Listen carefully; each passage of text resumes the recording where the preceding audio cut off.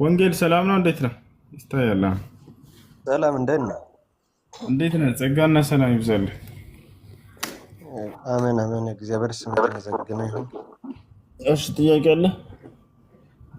አው ጥያቄ አለኝ። እሺ፣ አላህ ስንት ጊዜ ነው ሰውን የፈጠረው? ሰው ስትል ማንን? የሰዎች መጀመሪያ የሆነውን አዳምን ነው ሔዋንን ነው ወይንስ ሌሎች? ማለት ሰው ሲፈጠር አንድ ነው የተፈጠረው ከፍጥረት ማለት ነው። መጀመሪያ አዳም ነው የተፈጠረው። ይሄን አታውቅም? እስካ ጌታ ሰው አዳም ነው የተፈጠረው አይደል? አዎ፣ መጀመሪያ አዳም ተፈጠረ። ከዚያ በኋላ ደግሞ ቀጣይ ሔዋን ተፈጠረች። ከዚያ በኋላ ደግሞ የሰው ዘር ከአዳምና ከሔዋን ተፈጠረ። እሺ፣ ቁርአናችሁ ደግሞ እንደሚለው ሰው ከውሃ ተፈጠረ፣ ከደም ተፈጠረ፣ ከጭቃ ተፈጠረ፣ ከደረቅ ጭቃ ተፈጠረ ይላል። ከደረቅ ጭቃ ተፈጠረ? አዎ። የቱ ጋር ነው እንደሱ ነው? የቱ ጋር ነው እንደሱ የሚለው? ማንበብ እንችላለን። ቁርአን ሱራዎቹ ላይ እንችላለን። አሳየን። አውጣን። ከደረቅ ጭቃ ተፈጠረ የሚለው የጭቃ ደረቅ እንዳለው ገና ይሰማል። ከደረቅ ጭቃ ነው የምለው። ያው አሳየን። እዛ ላይ ያለው ነው። አይሽ ያሳይ። እሺ፣ ሱራ 55:14 አንብብ እስቲ። እሺ አንብብልን ምን እንደሚል አንተ ሀዲስ ማስረጃ ነው ያወጣው። በአንድ ስልክ ብቻ ስለሆነ እኮ አይመቸኝም። ኢብሮ አለህ ይመቻል? አይ ሁሱ ቁርስ የበላውን አይመቸኝም።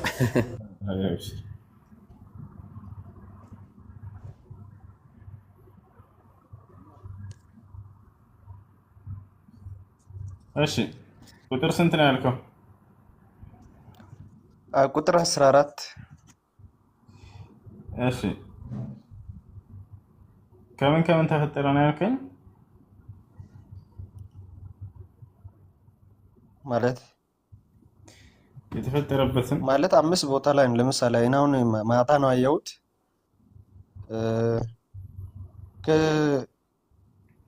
ከደረቅ ጭቃ፣ ከውሃ፣ ከደም የሚለው ሱራ 96:2 ላይ ከደረቅ ጭቃ፣ ከውሃ 5 ሱራዎች አሉ። እዚያውን እኔ በማስታወሻ ያስኩት። እሺ፣ ሰው ከምንድን ነው የተፈጠረው? ሰው እግዚአብሔር ሲፈጥር ከአፈር ነው የፈጠረው አንዴ። እሺ፣ እስልምናን መቀበል እፈልጋለሁ አስገቡኝ የሚል ሰው አለ? አስገቡት። ሰው እግዚአብሔርን አንድ ጊዜ ነው የፈጠረው ብለህ ነው አንተ የምታምነው?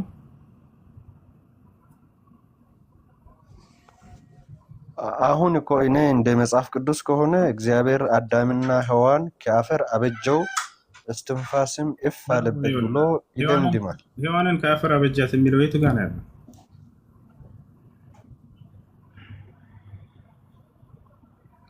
ጌታ ሰው ሔዋንን ከአፈር ነው የተፈጠረችው?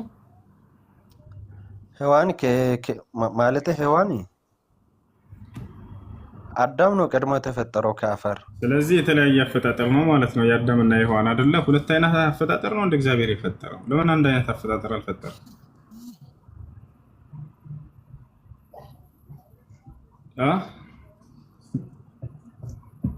ሔዋን ከአፈር ነው የተፈጠረችው? አይ ሔዋን ከአዳም ነው የተገኘችው፣ ግን አዳም ሲፈጠር ከአፈር ነው አንደ ተፈጠረው። ስለዚህ የተለያየ አፈጣጠር ነው ማለት ነው አይደለ?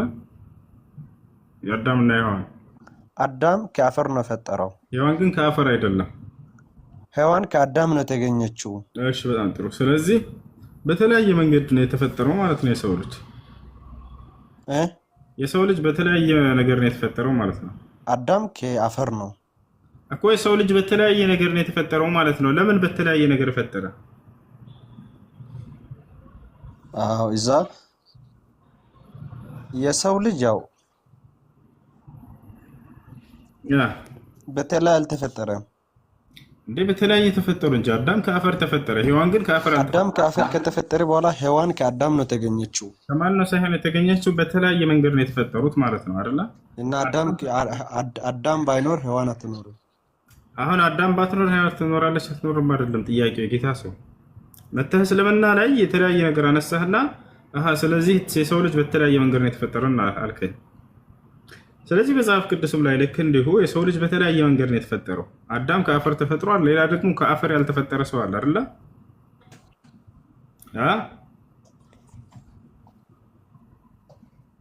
ወንጌል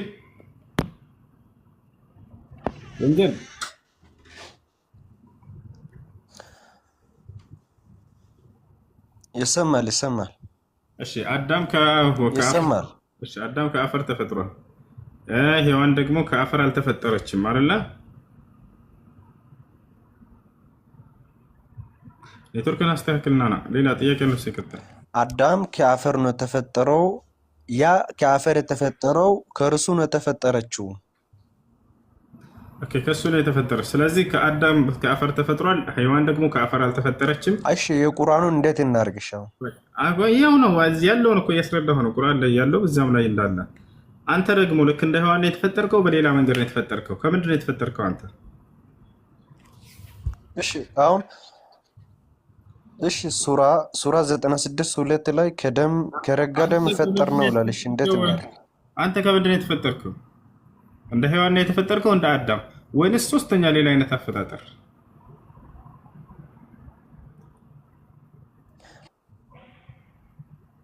እና አሁን ማለት የዋና ጥያቄ ዋናው ምንድነው? የሰው ልጅ መጀመሪያ ሲፈጠር ከምንድነው? ጥያቄ ጠይቀህ አይደለም ከአንተ በላይ ያረዳለች ነኝ። የሆነ ቁርአን ላይ የሚጋጭ ነገር እንዳለ ፈጥረሽ ለብሄር ነው አይደለ? ይሄ ግጭት ራስህ ላይ እንዳለ ላስረዳህ ነው። ግጭት አይደለም። በነገራችን ላይ ቁርአን የሚገርም ማብራሪያ ነው የሰጠህ። ወደሱ እንሄዳለን። ስለዚህ መጽሐፍ ቅዱስ ላይ እግዚአብሔር ሰውን በተለያየ መንገድ ነው የፈጠረው። አንደኛ ከአፈር፣ ሁለተኛ ያለ አፈር ሔዋንን ፈጠረ፣ ሶስተኛ ደግሞ ያንተ አፈጣጠር ደግሞ ከሁለቱ ይለያል። አንተን እንዴት ፈጠረህ እግዚአብሔር? ያላ ተናገር። ከአፈር ነው የፈጠረህ ወይንስ ከአዳም ነው የፈጠረህ እንደ ሔዋን? ወይንስ ሌላ አይነት አፈጣጠር ነው? መልስ። አይ ፍጥረት አንድ ነው ማለት አዳምና ሔዋን ከተፈጠሩ በኋላ ፍጥረት አልቋል። ከዛም በኋላ ብዙ ተባዙ ቢለን እኛውን ከቤተሰብ ነው የተገኘ ነው። ከቤተሰብ ከማን ቤተሰብ ነው የተገኘ? አባትህ ማን ነው? እናትህ፣ አጎትህ፣ አያትህ? አሁን ሰው አይደለም ጥያቄ ስላፈጣጠር አዳምና እንዴት ተፈጠርክ አንተ? እኔ ከአባትና ከእናት ነው የተገኘሁት። የኔ ጥያቄ ግን ይሄ አይደለም። እንዴት ተገኘ ከእናትና ከአባት?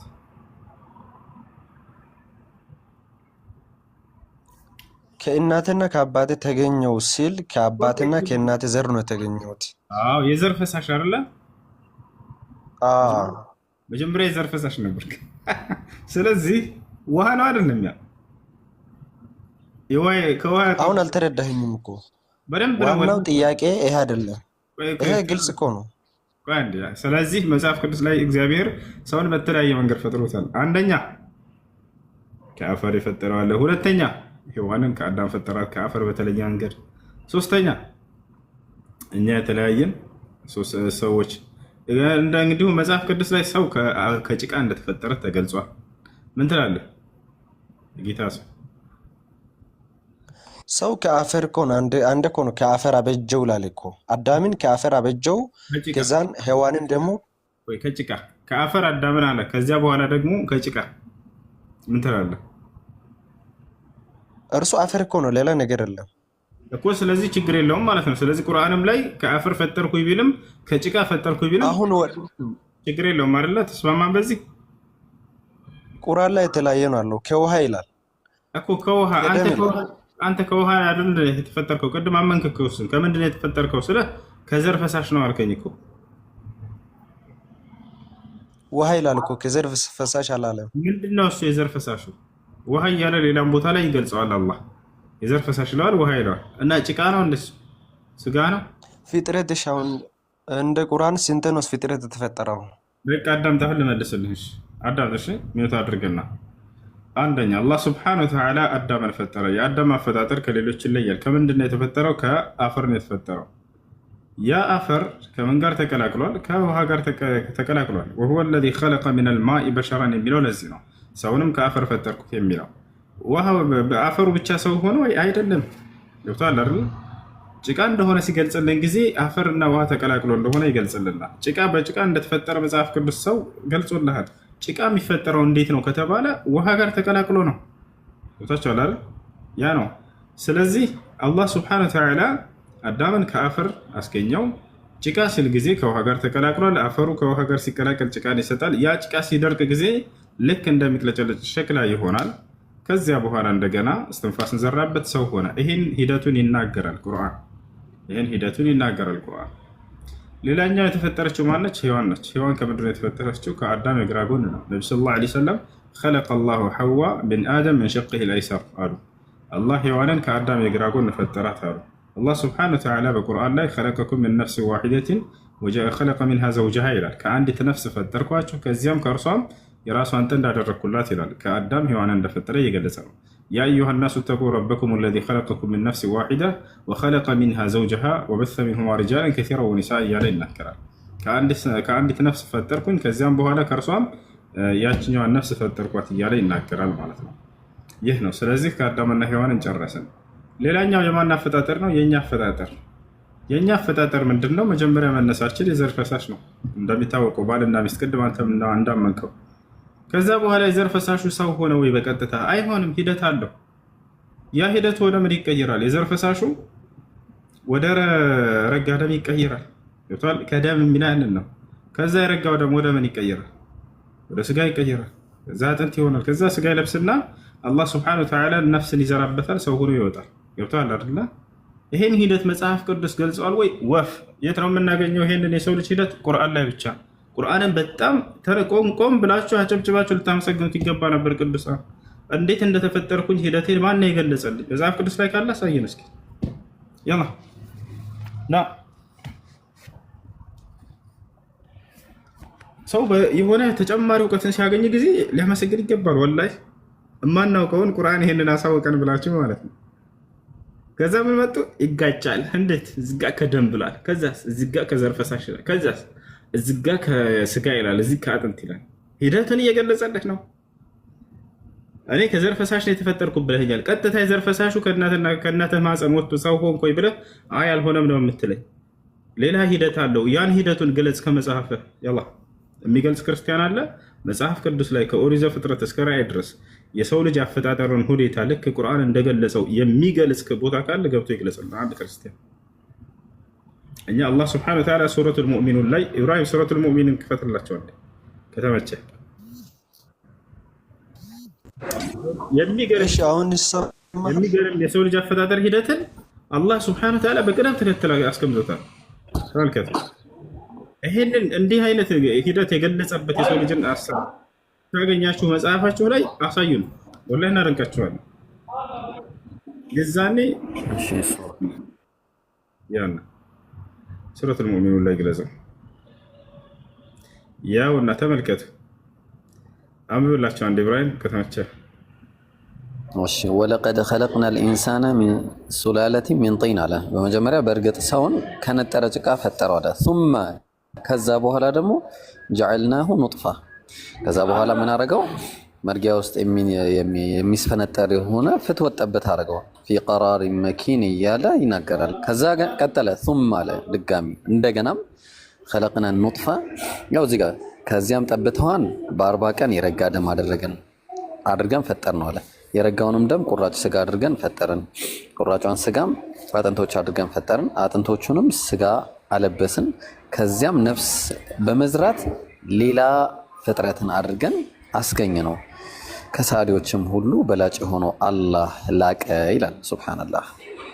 ይሄው እሱ የሚገርም እና አየህ አይደለ ጌታ ሰው ያውና የሰው ልጅ አፈጣጠር ምን ይላል? 13 ጀምሮ ይናገራል ስለኛ አፈጣጠር። ከዚያም በተጠበቀ መርጊያ ውስጥ የፍትወት ጠብታ አደረግ ነው ይላል። የተጠበቀ መርጊያ የሚለው የእናቶቻችን ማህፀን ነው። የተጠበቀ መርጊያ ብሎ ገለጸው። ከዚያ በሱ ውስጥ የፍትወት ጠብታ እዛ ይገባል። አባትና እናት ሲገናኙ ማለት ነው። ገብቶሃል አይደለ? ከዚያ ሂደቱን ይነግራል። ከዚያም አለ ጠብታዋን በ40 ቀን የረጋ ደም አድርጌ ፈጠርኳት እያለ አላህ ይናገራል። አየህ ወደ ምን ይቀየራል? ወደ ረጋ ደም ይቀየራል። የረጋውንም ደም ቁራጭ ስጋ አደረግኩት እያለ ተናገረ። ከዚያ ወደ ስጋ ይቀየራል። ከዚያ ያንን ቁራጭ ስጋ አጥንት አለበስኳት እያለ ይናገራል። አጥንቶቹንም እንደገና መልሶ ሙሉ ስጋ ያለብሳቸዋል። ከዚያም ነፍስን በመዝራት ሌላ ሰው አደረግኩት ይላል። አየህ፣ ይህን ሂደት የት ነው የምታገኘው? ቁርአን ላይ ብቻ። መጽሐፍ ቅዱስ ላይ ካለ አሳየናል። የሰው ልጅን በዚህ ሂደት እንዴት በምን ሂደት እንደፈጠረው ማለት ነው። ያላ አይ ማለት አሁን እኔ በዚህ አላምንበትም። ለምንድን ነው ፍጥረት አንድ ነው እንጂ ድጋሜ 2 3 አይፈጠርም። አሁን ከረጋ ደም ፈጠር ነው፣ ከዚህ ፈጠር ነው። እሱ አንተ እንዴት ተፈጠርክ? እሺ ንገረንሽ። አንተ እንዴት ተፈጠርክ? ከአፈር ላይ ተፈጠርክ? ፈጣሪ አንድ ነው፣ ሰውንም ፈጠረው። ስንት ነው ፈጣሪ? አይደለም ጥያቄው ጌታ ሰው ረበ ፈጣሪ። እንዴት ነው የምንግባባው? ስንት ነው ፈጣሪ አላልኩት። ፈጣሪ አንድ ነው ይለኛል። አዳም አለ አፈር ነው የተፈጠረው። ፈጣሪ ሰውን በአንድ መንገድ ነው የፈጠረው እያለ ነው ይሄ ሰው። እሺ እንደሱ ከሆነ አዳም በተፈጠረበት መንገድ ነው ወይ የተፈጠር ነው ወይንስ በሌላ መንገዶች ነው እኛ የተፈጠር ነው? እንደ አዳም ከአፈር ነው የተፈጠርከው ወይንስ አይደለም? መልስልኝ። እኛ አሁን ከአፈር አልተፈጠርንም። አዎ፣ ስለዚህ የአዳም አፈጣጠርና ያንተ አፈጣጠር ይለያያል ማለት ነው አይደለ? ይለያል። አዎ ይለያል። በጣም ጥሩ። አንተ እንዴት ተፈጠርክ? ከመጽሐፍ ቅዱስ አሳየኝ። ያላ ጎበዝ፣ እዚሁ ነው ማሳይልህ። እንዴት ነው መጀመሪያ ላይ አዳምና ሔዋን እግዚአብሔር ሲፈጥራቸው ከአፈር ነው አበጃቸው። አይደለም፣ ከአፈር አላበጃቸውም። ሔዋን ከአፈር አልተበጀችም። ከአፈር እነሱን ካበጀ በኋላ ከአፈር አላበጃትም ሔዋንን። የእሱ አፈጣጠር ደግሞ ሁለተኛ ነው፣ ይለያያል። አምላክ በአንድ መንገድ ነው ሰውን የፈጠረ ያልከው ራሱ ስህተት ነው። የአዳም መንገድ አንድ ራሱን የቻለ ነው። የሔዋን አፈጣጠር ይለያል። ከአፈር አልተበጀችም እሷ። ሔዋን ከአፈር ከተበጀች ማስረጃ ያሳየን። ስንተኛ የት ላይ እንክለት? ሔዋን ከአዳም ነው የተገኘችው እኮ። ከአፈር አይደለም አይደል? ስጋው አይደል አፈር አይደል? እሱ ስጋውን ወደ አፈር ትመለሳለህ አፈር ነህና ተብሎ ተጽፏል። ወደ አፈር ይመለሳል እንደ አዳም የት ተጽፏል እኮ? ቃል ላይ አለ እኮ። ትሞታለህ አልተባለም? ይሞታል፣ ከዛ ወደ አፈር ይመለሳል። ስጋ አፈር ነውና ማን ጠየቅህ? አዳም ሔዋንስ ከአፈር ነው ወይ የተፈጠረችው? ልክ እንደ አዳም ሔዋን ከአፈር ባትፈጠርም ከአዳም ስጋ ነው ወጣችው። ስለዚህ የሔዋን አፈጣጠር ከአዳም ይለያል። ምክንያቱም አዳም ከአፈር ነው የተፈጠረው፣ ሔዋን ደግሞ ከአዳም ስጋ ነው የወጣችው፣ አጥንት ነው የወጣችው። እዛ ጋር ታስተውላለህ። ስለዚህ እሷ ከአፈር ሲናገር ምን አለ?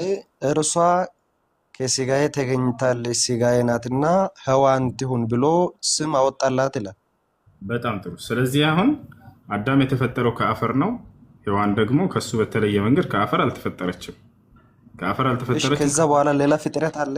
ከዛ ውጭ ሌላ ፍጥረት አለ። ፍጥረቱ ከስጋ ነው አይደለ? ስለዚህ ሰው ከአፈር ተፈጥሯል፣ ከስጋ ተፈጥሯል ደግሞ ማለት ነው አይደለ?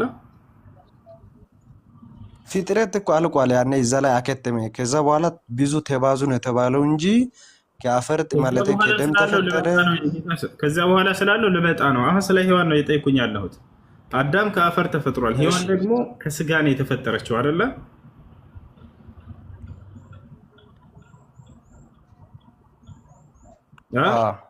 ጎበዝ ልጅ። አንተስ እንዴት ተፈጠርክ? መቼም ከአዳም የግራ ጎን አይደለም አንተ የተፈጠርከው። ያንተ አፈጣጠር ንገረን እስኪ እንደ መጽሐፍ ቅዱስ። ያላ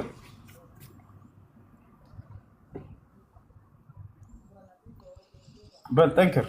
ጥያቄህን አልተረዳህም። አሁንም አንተ እንዴት ተፈጠርክ? የኔ ጥያቄን አልተረዳህም። ቅድም ከምን ተፈጠርክ ስልህ ከዘርፈሳ እኔ እኮ ዋና ጥያቄ አሁን ለምሳሌ ሱራ 96:2 ላይ ምን ይላል? ሰውን ከረጋ ደም ፈጠር ነው።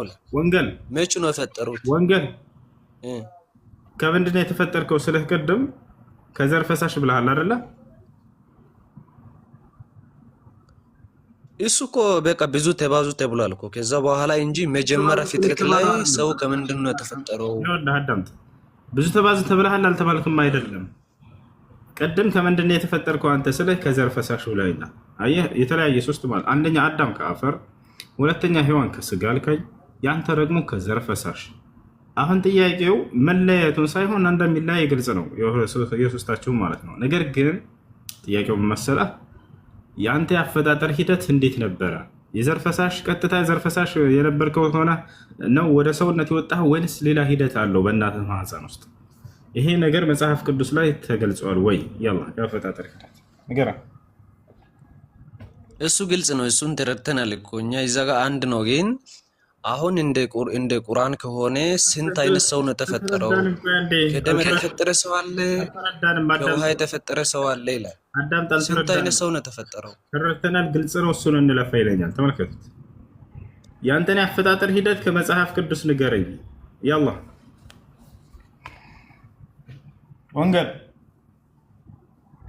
ወንጌል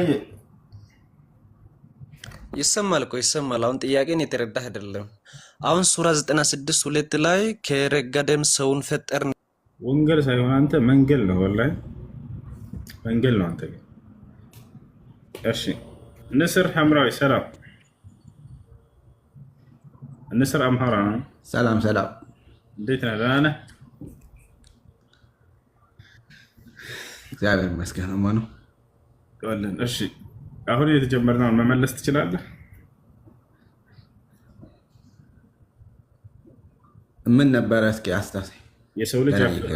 የሰው ልጅ አፈጣጠር ሂደት በመጽሐፍ ቅዱስ ላይ አንተ እንዴት እንደተፈጠርክ ለምሳሌ ከዚያ በኋላ ያለውን ሂደት ሰው ሆነህ እስክትወጣ ድረስ ያለው መጽሐፍ ቅዱስ ላይ አለው።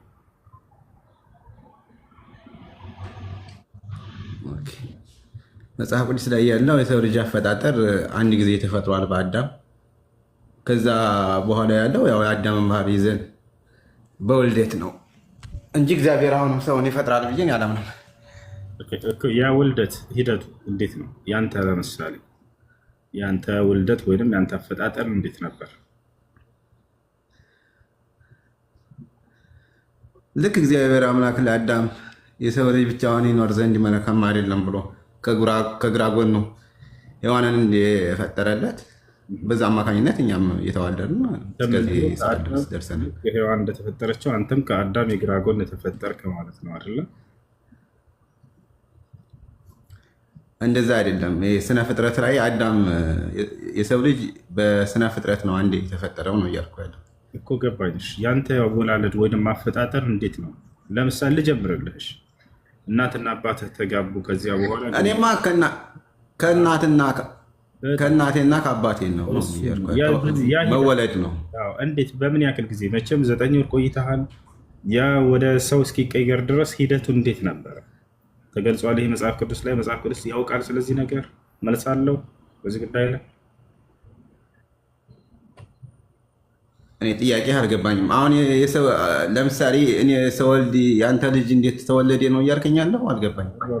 እሺ እንግለጽልህ። ለምሳሌ እናትና አባትህ ሲገናኙ የዘር ፈሳሽ የሚባል ነገር አለ አይደለ?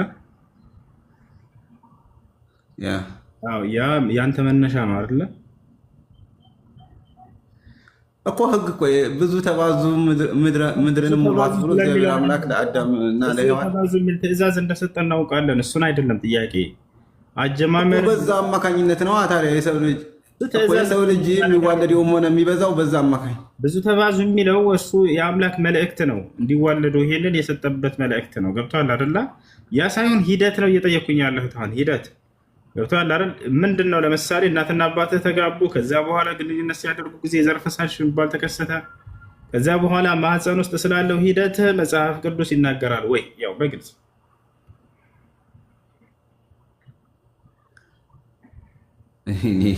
ምን አይነት ጥያቄ እንደምትጠይቅ መርፌና ክር ምናምን አይነት ነገር ነው እያወራ ያለው። እኔ አልገባኝም። እየነገርኩህ እኮ ነው። አይደለም እናትን ማህፀን ውስጥ ሂደት የለም።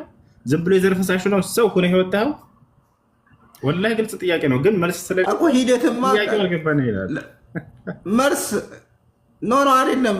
የምርን መልስ ስለሌለኝ ሳይሆን ጥያቄው ስላልገባኝ ነው። ምክንያቱም ጥያቄው የሰው ልጅ እናት ማህፀን አለ አይደለ?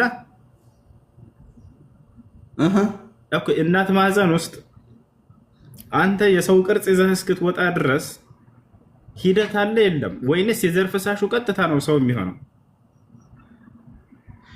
እኮ ሂደት የሚሆነውማ በእናቴ ማህፀን እሷ ለምሳሌ እንትን በምትለው ነገር ነው። እኔ እንትን ለምሳሌ ሂደት ምንድን ነው?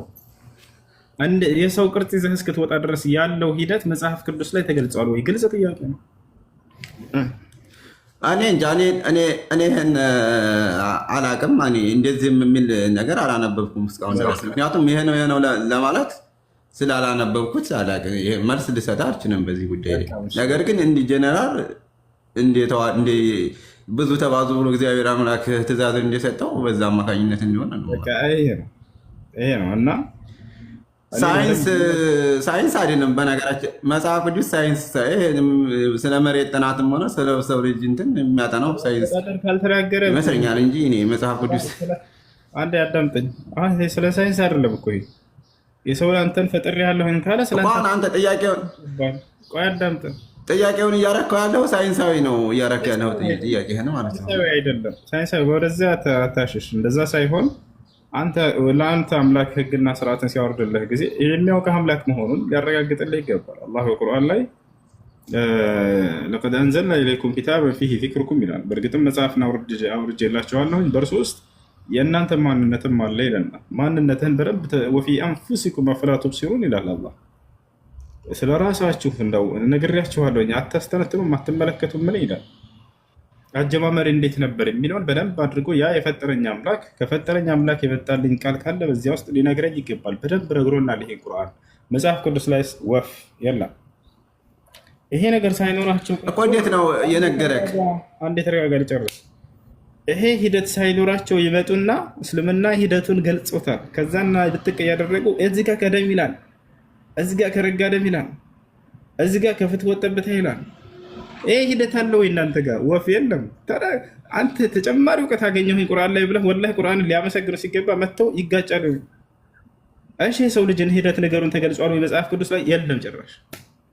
እንዴት ተፈጠራችሁ አይታወቅም መጽሐፍ ቅዱስ ላይ የሰው ልጅ እንዴት እንደተፈጠረ። ያላ ወሱ እኔ እኮ አሁን አልገባኝም እኮ አሁን አንተ እኔ የሰው ልጅ አፈጣጠር ከመጀመሪያው እግዚአብሔር አምላክ አዳምን ፈጠረ። ስለ አዳም እኮ ተጋብተናል። እሱን እኮ አመን ያው ስለ አዳም ተጋብተናል እኮ በቃ። ስለዚህ እኛ በምድር ላይ ያለ ከአፈር ነው የተፈጠረው። በምድር ላይ ያለ ሰው አንድ ጊዜ አንድ ደቂቃ ትሰጠኝ። ጠይቅሽ ጥያቄ ካለ ጠይቅ። ስለ አዳም ፍጥረት አትደጋግምልን። እሱ ላይ ችግር የለውም እኮ ስለ ሔዋን ፍጥረት ችግር የለውም። አዳም ከአፈር ነው የተፈጠረው። አዎ ከአፈር ነው። ሔዋን ከአዳም ግራ ጎን ተፈጥራለች። አዎ ከአዳም ግራ ጎን ተፈጥራለች። አሁን ስለ አንተ አፈጣጠር ነው እያወራን እኮ የኔን እኔ ደግሞ እኔ ተወለድኩኝ እንጂ ነው እያልኩ ያለሁት። እግዚአብሔር አሁንም ሰውን እየፈጠረ ነው ብዬ አላምንም እኮ ነው እያልኩ ያለሁት።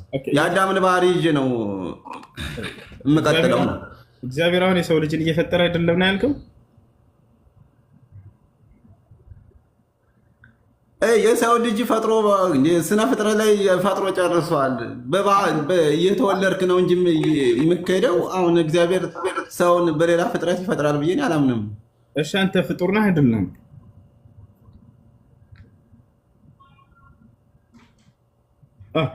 በል ፍጡር ነህ አይደለም?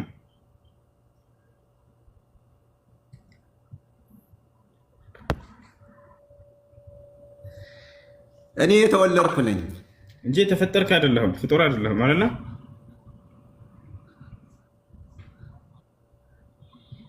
ይሄ መነጽር ያስገለብጣል።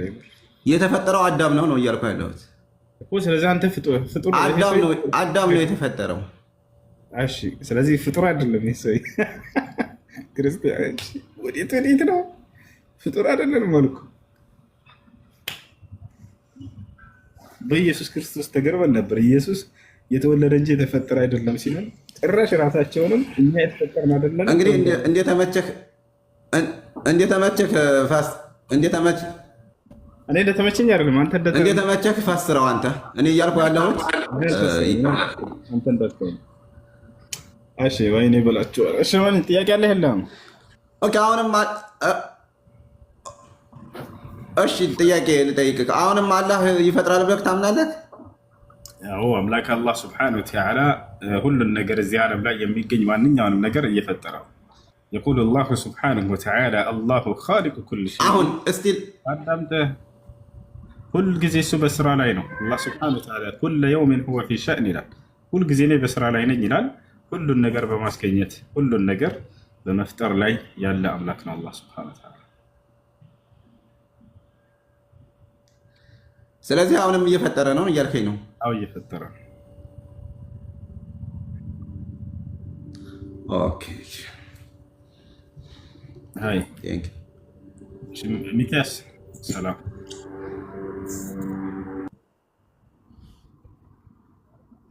እንዴት ናቸው?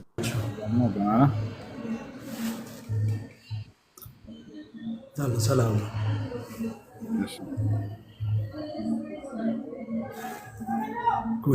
ኔትወርክ የጥሩ አይደለም፣ ላስተካክልና እሱ ሰላም አለይኩም። ወአለይኩም ሰላም ወረሕመቱላሂ ወበረካቱ። ማሻአላህ ይጠብቅ። እሱ አንድ ሰው ጾም ላይ ሆኖ ውሻ ቢነጅ ሰው ጾሙን ይበላሻል? ላ ጾም አይበላሽም። ኦኬ መርሐባ። እሺ ከነጀሰ በኋላ ውዱ አድርጎ መስገድ አይቻልም? ውሻ ከነጀሰ በኋላ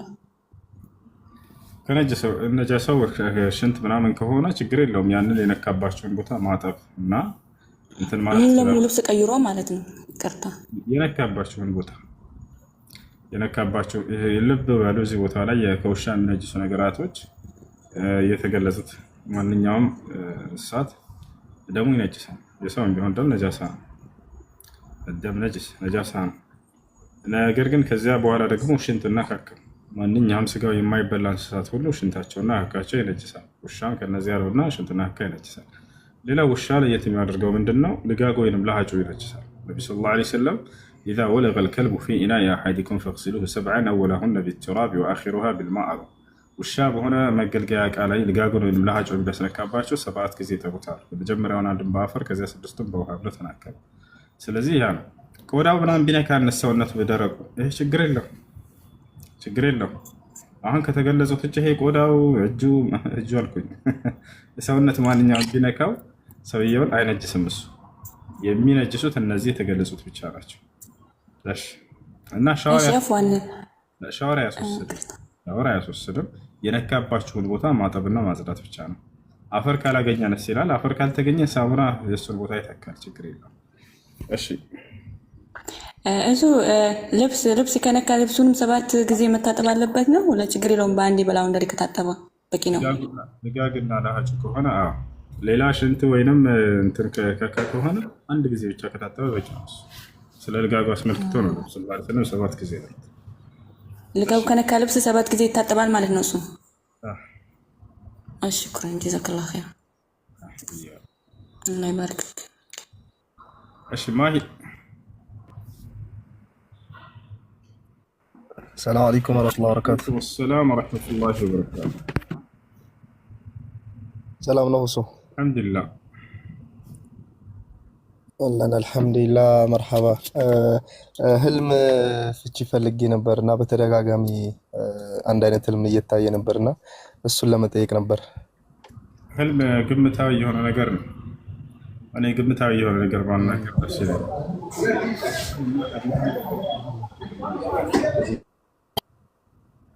እሺ ግምታዊ የሆነ ነገር ነው። ሰላም አለይኩም።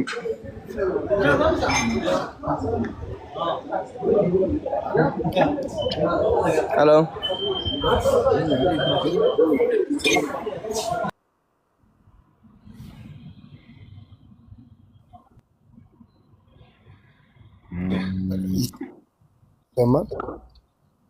ይሰማል።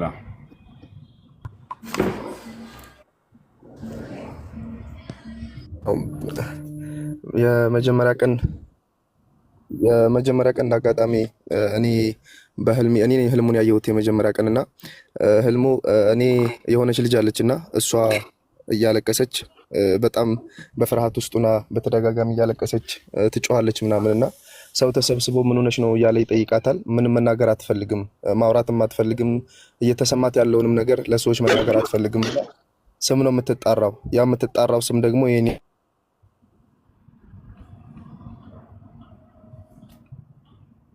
ልክ ፊት ለፊት እንዳገኘችኝ ልክ እኔ እንደመጣሁኝ ዝም ትልና ያንን ለቅሷን አቁማ ተረጋግታ የሆነችውን ነገር ትነግረኛለች ምናምንና ከዛ ጸጥ ብላ ብቻዬን መሆን ነው የምፈልገው እሱ ጋር ምናምን ብላ ሰዎቹን ትሸኛለች። ከዛ የሆነችውን ነገር ትነግረኛለች። ይሄንን መጀመሪያ ያየሁት እኔ ነበርኩኝ። ከዛ በኋላ እሷ እንዳየችው ነገረችኝ፣ እሷ ራሷ ልጅቱ። ከዛ በኋላ ደግሞ የአክስቴ ልጅ እንዳየችው ነገረችኝ። ዳግመኛ ደግሞ አክስቴ እንዳየችውና የእሷ ጓደኛ ይሄንን ህልም እንዳየች ነገረችኝ።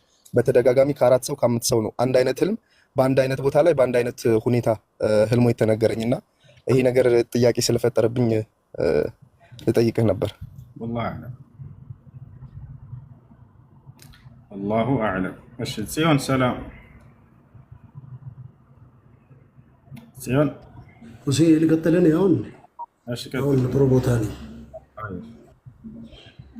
እሺ የኔ ጥያቄ ምን መሰለህ? ሱራውን አላስታውሰውም። ዛሬ ሃይማኖታችሁ ለእናንተ ሞላሁላችሁ፣ ጸጋዬንም በእናንተ ላይ ፈጸምኩኝ፣ ለእናንተም ኢስላምን ከሃይማኖቶች በኩል ወደድኩ የሚለው ሀሳብ ቀደምት የነበሩት ሃይማኖቶች ከሌሎቹ ጋር ተነጻጽሮ ነው ያ ሀሳብ የመጣው? እስቲ ብታስረዳኝ ብዬ ነው። ሰዎች እንግዲህ በራሳቸው የፈጠሯቸው ሃይማኖቶች አሉ።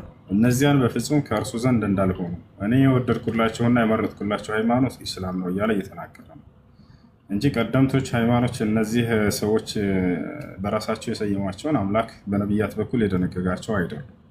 እነዚያን ሁሉ ነቢያት እየጠቀሰ እኔ ኢስላም እንዲሆኑ ነው ያዘዝኳቸው ብሎ ወይም ኢስላም እንዲከተሉ ነው ያዘዝኳቸው ብሎ ቃል በቃል ይናገራል። በሱራ ሹራ ላይ ብትሄድ ምን ይላል? አላህ ስብሓነሁ ወተዓላ ሸረዐ ለኩም ሚነ ዲን ማ ወሳ ቢሂ ኑሐን ወለዚ አውሐይና ኢለይከ ወማ ወሰይና ቢሂ ኢብራሂመ ወሙሳ ወዒሳ ይላል። እነሆ ይህን እስልምናን ሃይማኖት እኔ ደነገግኩላችሁ ከዚህ በፊት ኖህን፣ አብርሃምን፣ ሙሴን፣ መሲሁን አዝዤባቸው የነበረውን ሃይማኖት ይላል። አየህ፣ አምላካችን አላህ ስብሓነሁ ወተዓላ ለቀደምት ነቢያት ሁሉ ያዘዘባቸው ሃይማኖት ኢስላምን ነው። ኖህ ለምሳሌ ስለ ራሱ ምን ይላል? ወኡሚርቱ አን አኩነ ሚነል ሙስሊሚን አለ። እኔስ ሙስሊም እንደሆን ታዘዝኩኝ ይላል። አላህ ስብሐነሁ ወተዓላ አዝዤባቸዋለሁ ይላል። ራሳቸውም ነቢያቶች አዎ ሙስሊም እንደሆን ታዝዣለሁ እያሉ ቃል በቃል ይናገራሉ። የያዕቆብ ልክ እንዲሁ ለልጆቹ ወያዕቁብ ያ በንየ ኢነላህ አስጠፋ ለኩም ዲነ ፈላ ተሙቱነ ኢላ ወአንቱም ሙስሊሙን ይላል። ልጆቼ ሆይ ያደራ አምላካችሁ አላህ እንደ ሃይማኖትን ኢስላምን የመረጠላችሁ ሙስሊሞች ሆናችሁ እንጂ እንዳትሞቱ ይላቸዋል። የያዕቆብ እነዚህ 11ዱም ልጆች ምን ይላሉ? እኛ ሙስሊሞች ነን ይላሉ ቃል በቃል أم كنتم شهداء إذ حضر يعقوب الموت إذ قال لبنيه ما تعبدون من بعدي قالوا نعبد إلهك وإله آبائك إبراهيم وإسماعيل وإسحاق إلها واحدا ونحن له مسلمون يا እኛ አንዱን አምላክ የአባታችንን የአብርሃምን የኢስሐቅን የእስማኤልን አምላክ የምናመልክ ነን ካሉ በኋላ እኛም ለእርሱ ብቻ ሙስሊሞች ነን ይላሉ።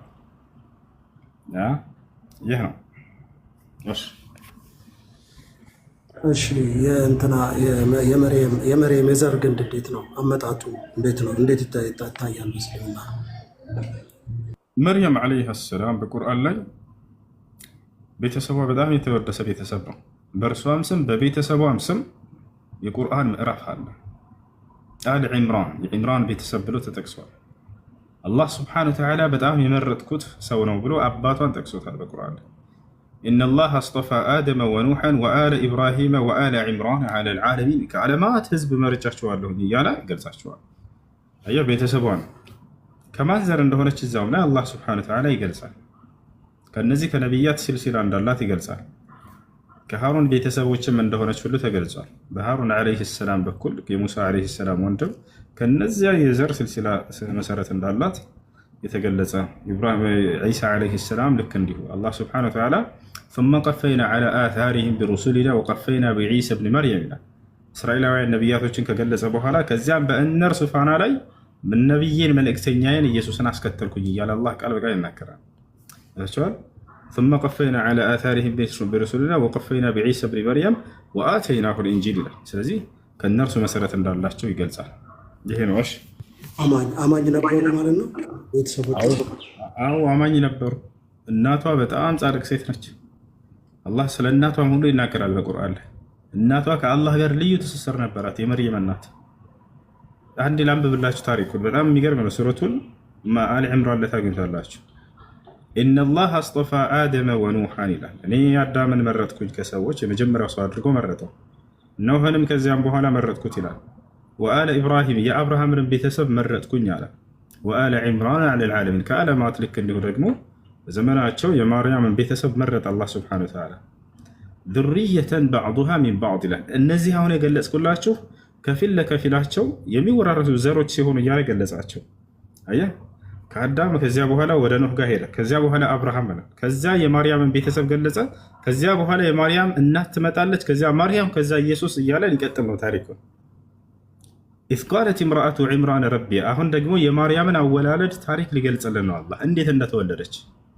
የማርያም አባት ኢየሩሳሌም ላይ የሚገኘው እንትኑ ይሄ ቤተል መቅደስ የዚያ ኢማም መሪ ነበር። እስራኤላውያኖች ወደዚያ ወደ እርሱ ጋር መት የእነርሱ መሪያቸው ነበር። እርሱ ነበር የሚያሰግዳቸው። የዚያ የመስጅድ ኢማም ነበር፣ መሪ ነበር አባቷ። በጣም አላህን የሚፈራ ሰው ነው፣ አላህን የሚገዛ ሰው ነው። በዚያው ጊዜ ደግሞ ዘከርያስ ወይም ዘከርያ ዓለይሂ ሰላም የያሕያ አባት ወይም የዮሐንስ አባት ነቢይ ነው።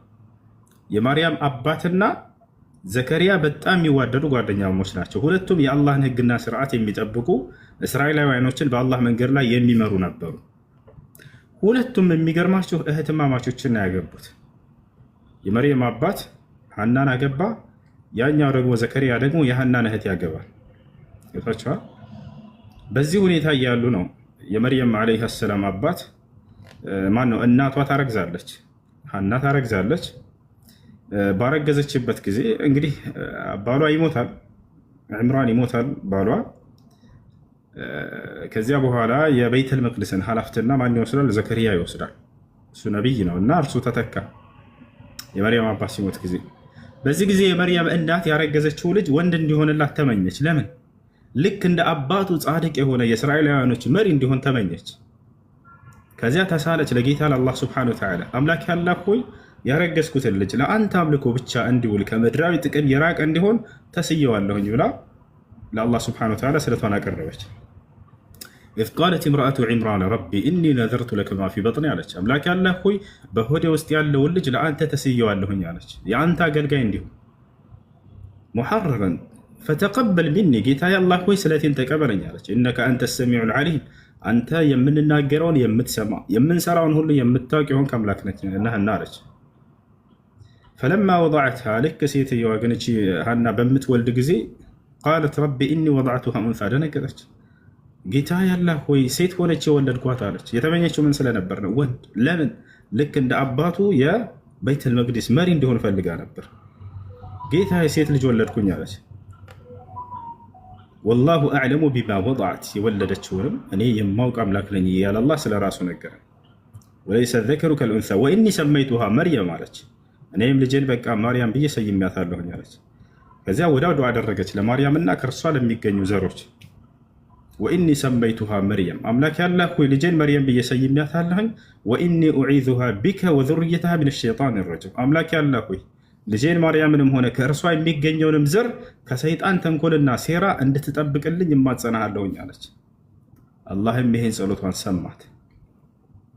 ለዚህም ነው ነቢያችን ሰለላሁ ዐለይሂ ወሰለም ሐዲስ ላይ ምን አሉ? ማንም የአደም ልጅ አይወለድም ሰይጣን መጥቶ የነካው ቢሆን እንጂ ማርያምና ልጇ መሲሁ ሲቀሩ። ምክንያቱም የማርያም እናት ዱዓ አደረገች። አምላክ ያላህ ሆይ ልጆቼን ከሰይጣን እንዳይነካብኝ ጠብቅልኝ ብላ ለመነች። አላህ ጸሎቷን ሰማት። ምናልባት ሌሎች እናቶች ይህን ጸሎት አድርገው በነበር ሊቀበላች ይችላል። ነገር ግን እሷ አደረገች። ይሄንን እንደተቀበላት አላህ ሱብሓነሁ ወተዓላ ገለጸላት በቁርአን ላይ። እሺ ፈተቀበለሃ ረቡሃ አምላክ አላህ ሱብሓነሁ ወተዓላ ስለቷን ተቀብሏታል። ለአንተ አምልኮ እንዲውል አድርግልኝ ብላ ነበር አይደለ? ያን ስለቷን አይ ወንድ አልሰጠውሽምና ሴት ነችና ብሎ ስለቷን አልጣለባትም፣ ተቀብሏታል። ለአላህ ሱብሓነሁ ወተዓላ አምልኮ ብቻ የዋለች ልጅ እንድትሆን መርየም ዓለይሃ ሰላምን አላህ ሱብሓነሁ ወተዓላ ወሰነ። ያንን ጸሎቷን ሰምቷታልና ስለቷን ሰምቷታል፣ ተቀብሏታልና ፈተቀበለሃ ረቡሃ እኔ ጌታው አላህ ሱብሓነሁ ወተዓላ በመልካም አቀባበልም ተቀበልኳታል። ማን አሳደጋት ታዲያ? አባት ያስፈልጋል አይደል? የሚያሳድጋት ወአንበተሃ ነባተን ሐሰን ወከፈለሃ ዘከርያ ዘከርያ እንዲያሳድጋት ተወሰነ። እንግዲህ በዚያን ጊዜ እስራኤላውያኖች እኛንን የምናሳድገው እኛንን ብለው ትንሽ ጭቅጭቅ ተፈጥሮ ነበረ። ይወታቸዋል። የቲም ነችና አባት የላትም እና እርሷን ለማሳደግ እኔ ነኝ የምገባው አለ ዘከርያ። እኔ ነኝ የምገባው፣ አንደኛ ያገባኋት የእርሷ የእናቷን እህት ነው ብሎ ተናገረ። ልክ እንዲሁ አባቷን ጓደኛ የነበረ፣ ስለዚህ እኔ ነኝ የምገባው አላቸው። እኛም ማሳደግ እንፈልጋለን አሉ። እሺ እጣ ይጣል ተባለ። እጣ ተጣለ። አላህ ሱብሓነሁ ወተዓላ በቁርአን ላይ ታሪኩን ሁሉ ጠቅሶታል። በዚያ በባህር ላይ እጣ ይጣላል። ከዚያ በኋላ እጣው የወጣለት አካል እርሱ ያሳድጋል። ለዘከርያ ዓለይሂ ሰላም ወጣለት፣ በቃ እርሱ እንዲያሳድግ ተወሰነ። በዘከርያ ቁጥጥር ስር አደገች መርየም ዓለይሃ ሰላም፣ በነቢይ ቁጥጥር ስር። የነቢያትን መንገድ ቀጥ አድርጋ እንድትይዝ አድርጎ ኮትክቶ ከልጅነቷ አሳድጋት። ማንም ወንድ እንዲያያት አላደረገም። ማንም ወንድ ጫፏን መጥቶ እንዲነካ አላደረገም። ብሏቸዋል። ወአንበተሃ ነባተን ሐሰነን ብሎ አላህ መሰከረለት። በጥሩ ሁኔታም ዘከሪያ ዓለይሂ ሰላም አሳደጋት። በዚህ ሁኔታ እያለ እያሳደጋት ልክ ወጣትነት እድሜዋ ላይ እየደረሰች እያለች መርየም ዓለይሃ ሰላም ከዕለታት አንድ ቀን ሁሌ ምግብ የሚያመጣላት ዘከሪያ ነበር። የሚገርማቸው እሷ አትወጣም ነበር ከመስጅዱ። ከዛው ከቤተል መቅደስ አጠገብ የራሷ የሆነ ሚሕራብ ሰራላት። እዚያ ሁልጊዜ ሙኸሰሳ ልልዒባዳ ለአምልኮ ብቻ የተፈጠረች ሴት ነበረች። አላህን አንድ ፈጣሪን ከመገዛት ውጭ ሌላ በፍጹም ወንድ የሚባል አታውቅም። ነክቷትም አያውቅም፣ ቀርቧትም አያውቅም። ዘከሪያ ምግብ አምጥቶ ይመለሳል ዘግቶ። እሷ እዛ ቁጭ ብላ ጌታዋን አላህን ትገዛለች። ነፍሷን የገታች ጀግና ሴት ነበረች። ከዚያ በኋላ ከዕለታት አንድ ቀን ዘከሪያ አንዳንዴ ሰው ነውና ሊዘገይ ይችላል አይደለ? የዛኔ በሚዘገይበት ጊዜ ምግብ ያስፈልጋታል። እንዳትወጣች ልጅ አልለመደች። አላህ ስብሓነሁ ወተዓላ መላእክ ይልክላት ነበር። በዚህ ጊዜ ከገነት ምግብን እያስያዘ ያዛቸዋል። መላእክቶች ይዘው ይወርዳሉ። ለመርየም ዓለይሃ ሰላም መልአክ ይወርድ ነበር ገና መሲሁን ሳትወልድ በፊት። ተመልከቱ የአላህ ስብሓነሁ ወተዓላ እንክብካቤ። ኩለማ ዘከሪያ በዚህ ጊዜ ይህን ሲያይ ጊዜ ደነገጠ። ኩለማ ደኸለ ዓለይሃ ዘከሪያ አልሚሕራብ ወጀደ ዒንደሃ ሪዝቃ አምላካችን አላህ። ዘከሪያ ወደ እርሷ በገባ ቁጥር የተለየ ያላየውን ሪዝቅ ሲሳይ ይመለከት ነበራል። ጠይቃት በዚህ ጊዜ ቃለ ያ መርየም አና ለኪ ሃዛ፣ አንቺ መርየም ሆይ ይህ ምግብ ከየት ነው የመጣልሽ? እኔ አላመጣሁትም ይላታል።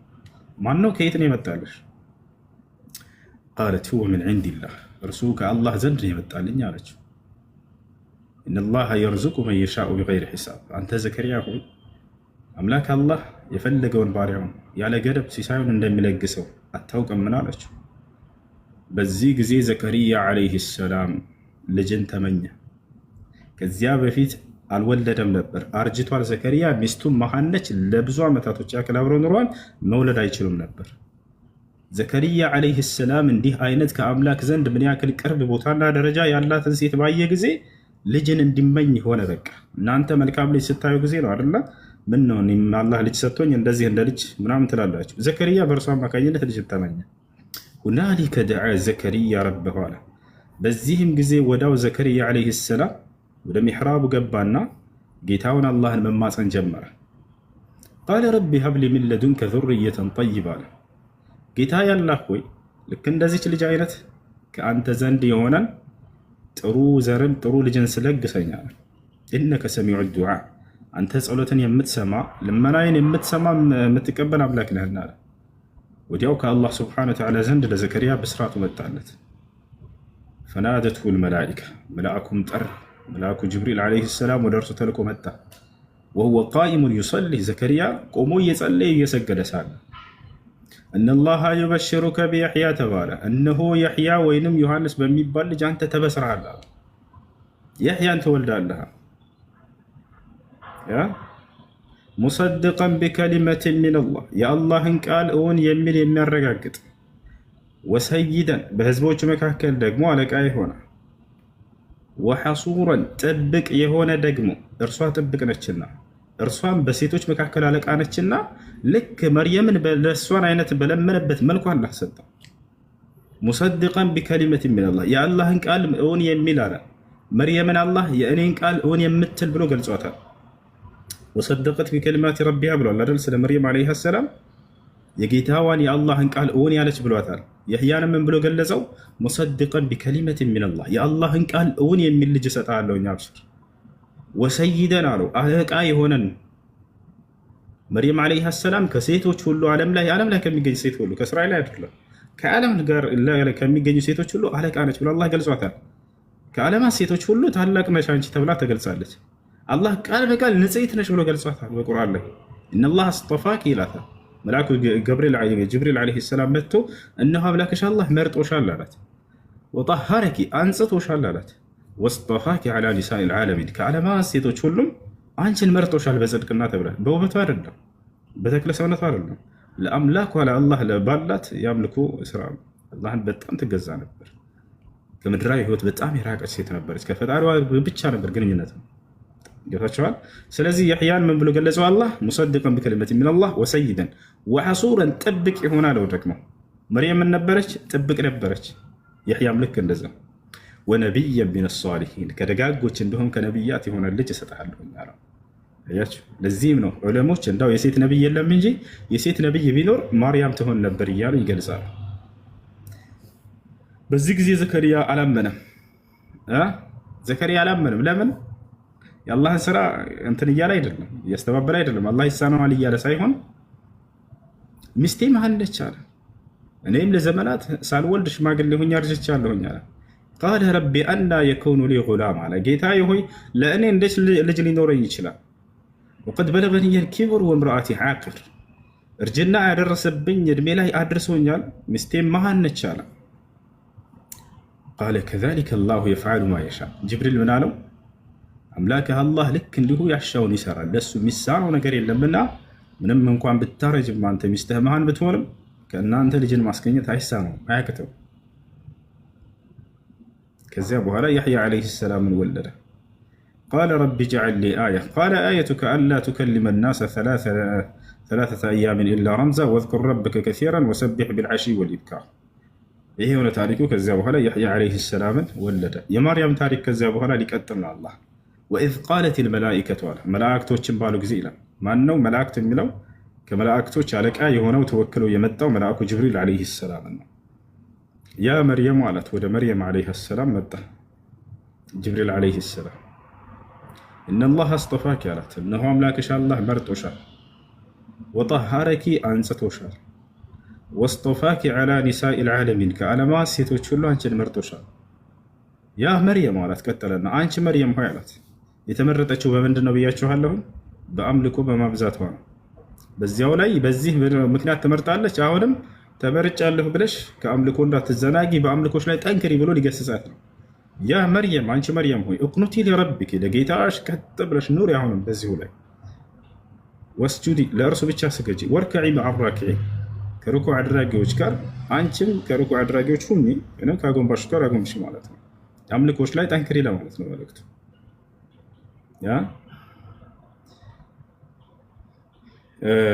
ከዚያ በኋላ በሱራ መርየም ላይ አላህ ስብሐነሁ ወተዓላ ይገልጸዋል። ደግሞ ወደዚያ እንመለስ። ሱራ አሊ ኢምራን ላይ እስከዚህ ድረስ አለ። ከዚያ በኋላም ስለሚወለደው ልጅ በስርዓቱ ይነግራታል። እርሷ ጋር የተነጋገሩትን ደግሞ በሱራ መርየም ላይ ይገለጻለን። ልንገራቸው። ወዝኩር ፊል ኪታቢ መርየም፣ ሙሐመድ ሆይ በዚህ በቁርአን በመጽሐፍ ላይ ማርያምን አውሳላቸው ለትውልዶች ይላል። ኢዝ እንተበዘት ሚን አህሊሃ መካነን ሸርቅያ ከቤተሰቦቿ ወደ ምስራቃዊ ቦታ ገንጠል ብላ በሄደች ጊዜ ይላል። ለብቻዋ ገንጠል ብላ በመሄድ አላህን የምትገዛበት ስፍራም ነበራት። ከዚያስ በኋላ ወዝኩር ፊል ኪታቢ መርየም ኢዝ እንተበዘት ሚን አህሊሃ መካነን ሸርቅያ ፈተኸዘት ሚን ዱኒሂም ሒጃበን ከእነርሱ ከቤተሰቦቿ ከሀገሮቿ ሰዎች ገንጠል ብላ መከለያን ያዘች፣ ተከለለች ከሁሉ። ፈአርሰልና ኢለይሃ ሩሐና በዚህም ጊዜ መንፈስ ቅዱስ መልአኩ ጅብሪል ዓለይሂ ሰላምን ወደ እርሷ ላኩት አላማካል ነው። ፈተመሰለ ለሃ በሸረን ሰውያ ለእርሷም የተስተካከለ ሰው ሆኖ ከፊቷ ቆመላታል። እንግዲህ መልአኩ ጅብሪል ዓለይሂ ሰላም ወደ ሰው የመቀየርን እንትን ተሰጥቷል፣ ችሎታ ተሰጥቷል። ወደ ነቢያችን ሰለላሁ ዓለይሂ ወሰለም ጋር ሲመጣ በሰው እየተቀየረ ይመጣ ነበር። ቃልን አስተላልፎላቸው ይሄዳል። ወደ መርየም ዓለይሃ ሰላም በመጣ ጊዜ ሰው መስሎ መጣ፣ ከፊቷ ቆመ። ጅብሪል ዓለይሂ ሰላም ወደ ሰው ሲቀየር እጅግ በጣም ውብ ነው። ያጀማ በጣም ያምራል። ሶሐቦች ያዩና የመሰከሩ ሲናገሩ እጅግ በጣም ቆንጆ እንደሆነ እንደነበር ይናገራሉ። ታዲያ በዚህ ጊዜ መርየም ዓለይሃ ሰላም ወጣት ነች። በጣም የሚያምር አካል መጥቶ ከፊቷ ሲቆም በውበቱ የተደነቀች ይመስላችኋል? ላ ምንድን ነው ያለችው? ፈተመሰለ ለሃ በሸረን ሰውያ የተስተካከለም ሰው ሆኖ ከፊቷ ቆመ ካለ በኋላ ወዲያው ምን አለች? ቃለት ኢኒ አዑዙ ቢረሕማን ሚንከ ኢን ኩንተ ተቅያ እኔ ከአንተ በአላህ በአዛኛው አምላኬ በአላህ እጠበቃለሁኝ እንዳትቀርበኝ ነው ያለችው። ኢኒ አዑዙ ቢረሕማን ሚንከ እኔ ከአንተ በአዛኛው አምላኬ በአላህ እጠበቃለሁኝ ኢን ኩንተ ተቅያ አላህን የምትፈራ ከሆነ እንዳትቀርበኝ አለችው። ሰውነትህ ሲያምር አቋምህ ምናምን ላ ለምንድን ነው እንደዚህ ያለችው መርየም ዓለይሃ ሰላም? ምክንያቱም በውስጧ የነገሰው የአላህ ስብሐነሁ ወተዓላ ፍራቻ እንጂ የሰዎች ውበትና ተክለ ሰውነት አቋሙ አይደለም። ያልሸወዳትም ይልቁንስ ወዲያው ትዝ ያላት ምንድን ነው? የሰውየው ውበት ሳይሆን ያካሉ የጌታው የአላህ ስብሐነሁ ወተዓላ ፍራቻ ነው። እኒ አዑዙ ቢረሕማን ሚንከ አለችው። መርየም በጣም አላህን የምትፈራ ሴት ነች። ያ ጀማዓ በጣም ለጌታዋ ትእዛዝ ያደረች ነች። ወዲያው መልአኩ ጅብሪል ምን አላት? ቃለ ኢነማ አነ ረሱሉ ረቢክ፣ እኔ ጌታሽ መልእክተኛ ነኝ አላት። ሊአሀበ ለኪ ጉላመን ዘኪያ፣ ለአንቺ ንጹሕ ልጅን ልሰጥሽ ዘንድ ተልኬ ነው አላት። ፈጣሪ ነው ልጅን የሚሰጠው። ነገር ግን በእርሱ በኩል ይህን አላህ ስብሐነሁ ወተዓላ መንፈስ ወይም ሩሑን ልኮ በእናት ማህፀን ውስጥ ተዘርቶ ከዚያ በኋላ ነው ሰው የሚሆነው አይደለ? ያንን አላህ ስብሐነሁ ወተዓላ በመልአኩ ጅብሪል ዓለይሂ ሰላም አማካኝነት ስላደረገ ሊአሀበ ለኪ ጉላመን ዘኪያ። ወዲያው ተናገረች እሷ ቃለት አና የኩኑ ሊ ጉላም፣ ለእኔ እንዴት ልጅ ሊኖረኝ ይችላል አለች። ወለም የምሰስኒ በሸር፣ ወንድ የሚባል ነክቶኝ የማላውቅ ሲሆን ተገናኝቶኝ የማላውቅ ሲሆን አይደለም፣ ከዚያ በላይ ነው ነገሩ። ነክተዋት እራሱ አያውቁም። ወንድ እንደዚህ ነካ አድርጓት አያውቅም። ያ ጀማዓ ወንድ እንደዚህ ወለም የምሰስኒ በሸር እኮ ነው ያለች። ወንድ የሚባል ነክቶኝ የማላውቅ ሲሆን አለች። ወለም አኩ በግያ፣ አመንዛሪም አልነበርኩም አለች። ለዚህ ነው ንጹሕ የተባለችው። ቃለ ከዛሊከ ቃለ ረቡኪ ሁወ ዐለይሂ ሀይን፣ ልክ እንዲሁ ጌታሽ አላህ ይሄን ማድረግ በእኔ ላይ ቀላል ነው ብሎሻል አላት። ከአንቺ ልጅን መፍጠር ማንም ሰው ሳይገናኝሽ። ወሊነጅዐለሁ አየተን ሊናሲ ወረሕመተን ሚና ወካነ አምረን መቅድያ አላት። ለምን እንደሚወለድም በዚሁ መንገድ ነገራት። አላህ ከአንቺ ያለ ወንድ ሰውን መፍጠር የፈለገው ተአምር ሊሰራ ዘንድ ማለት። ተአምር ማለት ከተለምዶ ወጣ ያለ ነገር ነው አይደለ? ሰዎች ከሚያውቁት ነገር ሰዎች የምናውቀው ምንድን ነው? ባልና ሚስት ይገናኛሉ፣ ልጅን ይወልዳሉ። ከዚህ ወጣ ባለ መንገድ መፍጠር ደግሞ ተአምር ይባላል። ስለዚህ አምላክ አላህ ሱብሓነሁ ወተዓላ ሰውን ከወንድና ከሴት ብቻ ሳይሆን ያለ ወንድ ከሴት ብቻ መፍጠር የሚችል አምላክ መሆኑን ለማሳየት የሰራው ድንቅ ተአምር ነው መሲሁ። ወሊነጅዐለሁ አያ፣ ተአምር ላደርግ ነው ብሎሻል አላት። ሌላስ ዓላማ አለው? አዎ አለው። ሌላው ምንድን ነው ዓላማው? ወረሕመተን ሚና፣ ከእኔ የሆነ እዝነትም ላደርገው ነው ለእስራኤል ሰዎች አሉ። ነቢያቶች ከአላህ የሆኑ እዝነቶች ናቸው ለሰው ዘር። ነቢዩ ሙሐመድን ሰለላሁ ዐለይሂ ወሰለም ወማ አርሰልናከ ኢላ ረሕመተን ሊልዓለሚን ይላቸዋል። አንተን ደግሞ ለእስራኤል ሳይሆን ለዓለማት እዝነት አድርጌ ላኩ ይላቸዋል። አላህ ስብሐነሁ ወተዓላ ሲያዝን ጊዜ የሰው ልጆችን ወደ እርሱ ሊመልሳቸው ሲፈልግ ጊዜ ከእነርሱ መካከል ነቢያትን እያስነሳ ይልካቸዋል። እነዚህ ነቢያቶች የአላህ ስብሐነሁ ወተዓላ የእዝነቱ መገለጫዎች ናቸው። ለዚህም ነው ከእኔ የሆነ እዝነትም ላደርገው ነው ያለው። ወካነ አምረን መቅድያ አላት መልአኩ ጅብሪል፣ ይህ ደግሞ የተወሰነ ነገር ሆኗል አላት። ፈሐመለትሁ፣ አረገዘችው ልጁንም። ፈንተበዘት ቢሂ መካነን ቀሱያ፣ እርሱንም እርግዝን ይዛ በጣም ሩቅ ወደሆነ ቦታ ተገንጥላ ሄደች። ፈአጃአሃ አልመኻዱ ኢላ ጅዝዒ ነኽለቲ ቃለት ያ ለይተኒ ሚቱ ቀብለ ሃዛ ወኩንቱ ነሲየን መንሲያ አለች። እንግዲህ መርየም ዓለይሃ ሰላም ጽንሱን በያዘች ጊዜ ተጨነቀች። የተጨነቀችው ለምንድን ነው የተጨነቀችው? ማህፀኗ አጨናንቋት ምንድነው ይሄ ከብዷት ምናምን አይደለም። እሱ ምንም እንዲከብዳት አላደረገም አላህ ሱብሓነሁ ወተዓላ። ነገር ግን በጣም አይናፋር ነች መርየም። በህዝቦቿ መካከል ይሄን ልጅ አቅፋ በምትሄድ ጊዜ እንዳላገባች ያውቃሉ፣ ባል እንደሌላት ያውቃሉ። ከየት ነው ያመጣሽው ብለው የሚመጣባትን ጥያቄ ነው እንዴት እንደምትመልስ። ለዚህ ደግሞ አላህ መልስ ሊያዘጋጅ ነው። ያ ለይተኒ ሚቱ ቀብለ ሃዛ አለች። ምን ነው ከዚህ በፊት ይሄ ነገር ከመከሰቱ በፊት ሞቼ በነበር አለች። ወኩንቱ ነሲየን መንሲያ፣ የተረሳሁኝ ሆኜም በነበር አለች። ይህን የተናገረችው ካላት አኽላቅ የተነሳ ነው። ታቻለ አይደል? ምን መልሳለሁኝ ብላ ይሄንን ስለገና ስላልተሰጣት ነው መልሱ፣ ስላልተነገራት ነው። ይሄን ደግሞ አላህ ሱብሓነሁ ወተዓላ አብሽሪ ሊላት ነው። ከዚያ በፊት ግን እቺ ሴት ወልዳለችና የሚያስፈልጋት ነገር አለ። በዚህ አካባቢ ማንም የለም። ምግብ ያስፈልጋል አይደለ? መጠጥ፣ ውሃ ያስፈልጋል። አላህ አሁንም እዚያው በኃይሉ ሊሰራላት ነው። ይሄን እዚያው እያየች ሊያዘጋጅላት ነው። ያ ወሁዚ ኢለይከ ቢጅዝዒ ነኽለቲ አለ ፈናዳሃ ሚን ተሕቲሃ። መጀመሪያ ምን አለ? ከበታቿም ጠራት ተጣሪ። ዩቃል እነሁ ጅብሪል አው ዒሳ ዓለይሂ ሰላም። አላ ተሕዘን የተባለች አትዘኝ አብሽር የሚል መልእክት ተሰጣት። ቀድ ጀዐለ ረቡኪ ተሕተኪ ሰርያ፣ ጌታሽ አላህ ሱብሓነሁ ወተዓላ ከአንቺ ስር የሚፈልቅ ውሃን አድርጎልሻል፣ አዘጋጅቶልሻል። ወሁዚ ኢለይከ ቢጅዝዒ ነኽለ፣ ውሃ በዚያው ከእግሯ ስር እየፈለቀ ተገኛላት፣ ንጹህ ውሃ አላህ እዚያው ፈጠረላት። ደግሞ የዛፉን እንትን የቴምሩ ዛፍ ደርቋል። ወዘዥ እርሱንም ማለት ቱሳቂጥ ዓለይክ ርጥበን ጀንያ፣ በአንቺ ላይ እሸት የሆነ እርጥብ የሆነ ቴምር በአንቺ ላይ ይወርድልሻል ተባለች። ወዲያው ደረቁን ዛፍ ስትወዘውዘው እዚያው እያለ አላህ ሱብሓነሁ ወተዓላ ፈራላት፣ እሸት ብርዛው አስገኘላት፣ ውሃ ከዚያው አገኘች፣ መመገብ ጀመረች። ይህን ሁሉ ተአምር በእርሷ ላይ አድርጓል። ፈኩሊ ወሽረቢ ተባለች፣ ብይ ጠጪ፣ ወቀሪ ዓይና ዓይንሽን ትደሰት። ከዚህ በኋላ ደግሞ ህዝቦቿ ለሚጠይቋት ጥያቄ መልስ ሊያዘጋጅላት ነው። ፈኢማ ተረይነ ሚነል በሸሪ አሐደን አላት። ወደ ህዝቦች ሻህን ስትመለሽ ከሰዎች አንድንም እንኳን ብታይ ፈቁሊ ኢኒ ነዘርቱ ሊረሕማን ሰውመን። እርሷ ትመልስ ቢባል አይሆንም፣ አይሄድም ጥበቡ። አይሄድ ልጅ እኔ በተአምራዊ መንገድ ነው የወለድኩት ምናምን አይሰማትም አይሁዶች። ስለዚህ ተአምር ማድረግ አለበት አምላክ ራሱ። ፈኢማ ተረይነ ሚነል በሸሪ አሐደን አላት። ከሰዎች አንድንም እንኳን ብታይ ፈቁሊ ኢኒ ነዘርቱ ሊረሕማን ሰውመን፣ እኔ ለጌታዬ ለአላህ ጸጥ ልል ዛሬ በቃ ተስያለሁኝ። ሰውም ማለት እዚህ ቦታ ላይ ስኩት ለማለት እንጂ ለጾም ለማለት አይደለም። በቃ ላልናገር ተስያለሁኝ በያቸው። ፈለን ኡከሊመ ልየውመ ኢንስያ፣ ዛሬ አንድንም ሰው አላናግርም በያቸው። ፈአተት ብሂ ቀውመሃ ተሕሚሉሁ፣ አላምላካችን አላህ ልጁንም ተሸክመው ወደ ህዝቦቿ መጣች። ቃሉ ያ መርየሙ ለቀድ ጅእቲ ሸይአን ፈሪያ፣ አንቺ መርየም ሆይ በእርግጥም እጅግ በጣም አጸያፊን ነገር ይዘሽ መጣሽ። በዝሙት ወለደች ብሎ አስበው ነው እነሱ። ያ ኡኽተ ሃሩነ ማ ካነ አቡኪ እምረአ ሰውኢን ወማ ካነት ኡሙኪ በግያ፣ አባትሽ መጥፎ ሰው አልነበረም፣ እናትሽም አመንዛሪ አልነበረችም፣ አንቺ ከየት መጥተሽ ነው ብለው ሊወቅሷት ሞከሩ። እንዳትናገሪ ተብላለች። ብትናገር ንግግሯ ቦታ ስለሌለው፣ ምክንያቱም እኔ በተአምራዊ መንገድ ወለድኩት ብትላቸው አይሰሙት። ስለዚህ ማን ነው መመለስ ያለበት? አላህ ሱብሓነሁ ወተዓላ ተአምር ሊያደርግ ነው። አሁን ፈአሻረት ኢለይህ፣ ወደ ልጁ አመላከተችም አላምላክ አላህ። እሱን አናግሮት እሱ ይመልስላችኋለች። ገና የተወለደ ህፃን ልጅ አላህ ተአምር ሊሰራ ነው። መሲሁን በእስልምና ተአምር መስራት የወለደው ከዚህን ጊዜ ጀምሮ ነው።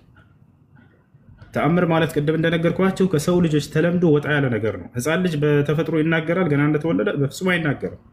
መሲሁ ግን እንዲናገር ሊያደርገው ነው አላህ ሱብሓነሁ ወተዓላ። ፈአሻረት ኢለይህ፣ ወደ እርሱ አመላከተቻቸው። በጣም ተቆጣ ይሁዶች። ቃሉ ከይፈ ኑከሊሙ መን ካነ ፊል መህዲ ሰቢያ፣ ገና በእናቱ አንቀልባ ላይ ታዝሎ ያለን ህፃን ልጅ እንዴት እንድናናግር ወደ እሱ ታመላክቻለሽ? አንቺ ራስሽ መልሽ አላት ይህን ጥያቄ። ከይፈ ኑከሊሙ መን ካነ ፊል መህዲ ሰቢያ፣ ገና በእናቱ አንቀልባ ላይ የታዘለን ህፃን ልጅ እንዴት እናናግራለን? እንደማይናገር እያወቅሽ። ወዲያው መናገር ጀመረ። መሲሁ መልሱን ሰጣቸው። ቃለ ኢኒ ዓብዱላሂ አታኒየል ኪታብ ወጀዐለኒ ነቢይ አላቸው። እኔ እናንተ እንደምትሉት በዝሙት ሳይሆን የተገኘሁት አመንዘራ ሳይሆን እናቴ ኢኒ ዓብዱላህ፣ እኔ የአላህ ባሪያውና አገልጋዩ ነኝ አላቸው። አታኒየል ኪታብ፣ ወደፊትም መጽሐፍን ይሰጠኛል። ወጀዐለኒ ነቢያ፣ ነቢይም አድርጎ በመካከላችሁ ገና ይልከኛል አላቸው። ወጀዐለኒ ሙባረከን አይነማ ኩንት፣ በየሄድኩበትም ስፍራ የተባረኩኝ ያደርገኛል አለ። ወአውሳኒ ቢሶላቲ ወዘካቲ ማ ዱምቱ ሐያ፣ በህይወት እስካለሁም ድረስ እዚህ ምድር ላይ ለእርሱ ብቻ እንድሰግድና ለእርሱ ብቻ ዘካ ወይም ምጽዋትን እንዳደርግ ያዘኛል አላቸው። ወበረን ቢዋሊደቲ፣ ስለ እናቴም መልካም እንደውልላትም እንዲሁ ያዘኛል። ወለም የጅዐልኒ ጀባራን ሸቅያ፣ በእርሷ ላይ እምቢተኛና ትዕቢተኛ አያደርገኝም በፍጹም አላቸው። ወሰላሙ ዐለየ የውመ ውሊድቱ ወየውመ አሙቱ ወየውመ ኡብዐሱ ሐያ አላቸው። በተወለድኩም ጊዜ በምሞትም ጊዜ እንዲሁም ከሙታንም በምነሳ ጊዜ ትንሣኤ ቀን በእኔ ላይ የአላህ ሰላም ይስፈን አላቸው። እስከዚህ ድረስ ተናገረ። ዒሳ ዓለይሂ ሰላም በተአምራዊ መንገድ እንደተገኘ አየ። ወደ አናገራቸው። ዛሊከ ዒሳ ብኑ መርየም ብሎ አላህ ሱብሓነሁ ወተዓላ ገለጸ። ይህ ነው የማርያም ልጅ ዒሳ ብሎ ማለት ቀውል ልሐቅ ለዚ ፊህ የምተሩን፣ በእርሱ ላይ የሚጠራጠሩበት የሆነው እውነተኛው መልእክትና እውነተኛው ንግግር ይሄ ነው፣ ስለ እርሱ ያለው እውነት ይሄ ነው ብሎ ገለጸላቸው። ማ ካነ ሊላሂ አን የተኺዘ ሚን ወለድ፣ ለእርሱ ለአምላክ ለአላህ ልጅን መያዝ በፍጹም አይገባውም። ልጁ አይደለም፣ እርሱ ከፈጠራቸው ፍጡሮች መካከል አንድ ፍጡር ነው። ተአምራዊ በሆነ መንገድ ፈጥሮታል። ሱብሓነሁ፣ አምላክ አላህ ልጅን ከመያዝ የጠራ ነው። ኢዛ ቀዳ አምረን ፈኢነማ የቁሉ ለሁ ኩን ፈየኩን፣ አላህ አንድን ነገር ለመፍጠር ለማድረግ በወሰነ ጊዜ ሁን ይለዋል፣ ወዲያውም ይሆናል፣ ይፈጠራል። በዚህ መንገድ መሲሁን ሁን በሚል ቃል አስገኘሁት እንጂ በፍጹም እኔ ልጅን አልያዝኩም እያለ ይናገራል። እርሱ ያለ የነበረ ለዘላለም ብቻውን የሚኖር ነው። አባት ልጅ ምናምን የሚባሉ ነገራቶች ከአምላክ ዘንድ አይሰሩም፣ ከፍጡር ጋር ናቸው እነዚህ። ታዲያ ምንድን ነው የሚያደርገው አምላክ ከተባለ ያስገኛል። ነገራቶችን ካለመኖር ወደ መኖር ያመጣል። በቃሉ ይፈጥራል። መሲሁ በምንድን ነው የተፈጠረው ከተባለ በቃሉ ነው። አምላክ አላህ ሱብሓነሁ ወተዓላ በቃል የፈጠርኩት እያለ ይናገራል። ያ ቃሉ ሳይሆን በማርያም ማህፀን ውስጥ ሄዶ ያደረውና ስጋ የሆነው አምላክ አላህ ሁም በሚለው ቃሉ ማንኛውንም ነገር እንደሚያስገኝ መሲሁንም በወንድ ዘር ፈሳሽ ሳይሆን ሁም በሚል ቃል ፈጠረው። ልክ አዳምን ሁም በሚል ቃል እንደፈጠረው አዳምንም እንዲሁም ከአፈር አበጀው ሰራውና ወዲያው ሰው ሁን አልኩት ወዲያውም ሆነ አለ። መሲሁንም ልክ እንዲሁ ሰው ሁን አለው ወዲያውም ሆነ። ፈኢነማ የቁሉ ለሁ ኩን ፈየኩን አለ። ወኢነ ላሀ ረቢ ወረብኩም ፈዕቡዱ። መሲሁ ታዲያ ምን አስተማረ ለህዝቡ? የእኔም ጌታ የእናንተም ጌታ የሆነው እርሱ አላህ ብቻ ነው፣ እርሱን በብቸኝነት ተገዙት። ሃዛ ሲራጡን ሙስተቂም፣ ይህ ነው ቀጥተኛው መንገድ አለ። ፈኽተለፈ አልአሕዛቡ ሚን በይኒሂም አለ አምላካችን አለ። ከዚያም በኋላ እነዚህ ህዝቦች በመካከላቸው በእርሱ ጉዳይ ተጋጩ፣ ተለያዩአል። ግማሾች እርሱን በዝሙት የተወለደ ሐሰተኛ ነው፣ ተአምራትም ሳይሆን ድግምት ነው ሲያደርግ የነበረው ብለው ተናገሩ። ማናቸው? እነዚያ አይሁዲዎች። ግማሾች ደግሞ እርሱን አይ እርሱ ከመለኮት አካል አንድ አካል ነው፣ የአምላክም ልጅ ነው፣ ፍጹም ሰው ፍጹም አምላክ ነው ብለው በእርሱ ላይ ያለውን ነገር ተናገሩ። አያሽ፣ ከሚገባው በታች ዝቅ አደረጉት አይሁዲዎች። ክርስቲያኖች ደግሞ እርሱን ወደ መለኮት አካል ከፍ አደረጉ። ለዚህ ነው አምላክ አላህ በእርሱም ጉዳይ ተለያዩ ሰዎች አለ። ፈወይሉን ልለዚነ ከፈሩ ሚን መሽሀድ የውሚል ዐዚም አለ። እነዚህን የካዱ አካሎች ለመጨረሻው ቀን የዚያኔ ህዝብና ነቢያት በሚጣሉበት ቀን የዚያን ቀን ወየውላቸው ለእነዚህ ሰዎች አለ። ወየውመል ቂያመት የኩኑ ዐለይሂም ሸሂዳ ይላል። መጨረሻ ላይ የትንሣኤው ቀንም ይመሰክርባቸዋል በእነዚህ አካሎች ላይ ይላል። ምን ብሎ ነው የሚመሰክረው የሚለውን አላህ ሱብሓነሁ ወተዓላ በቁርአን ላይ በሱረቱል ማኢዳ መጨረሻ ላይ ይነግረናል። አምላክ አላህ ሱብሓነሁ ወተዓላ የትንሣኤ ቀን ሰዎችን ያስነሳቸዋል አይደለ? ነቢያትንም ሁሉ ያስነሳቸዋል አይደል? እነዚህን ነቢያቶች በየህዝቦቻቸው ፊት ያቆማቸዋል።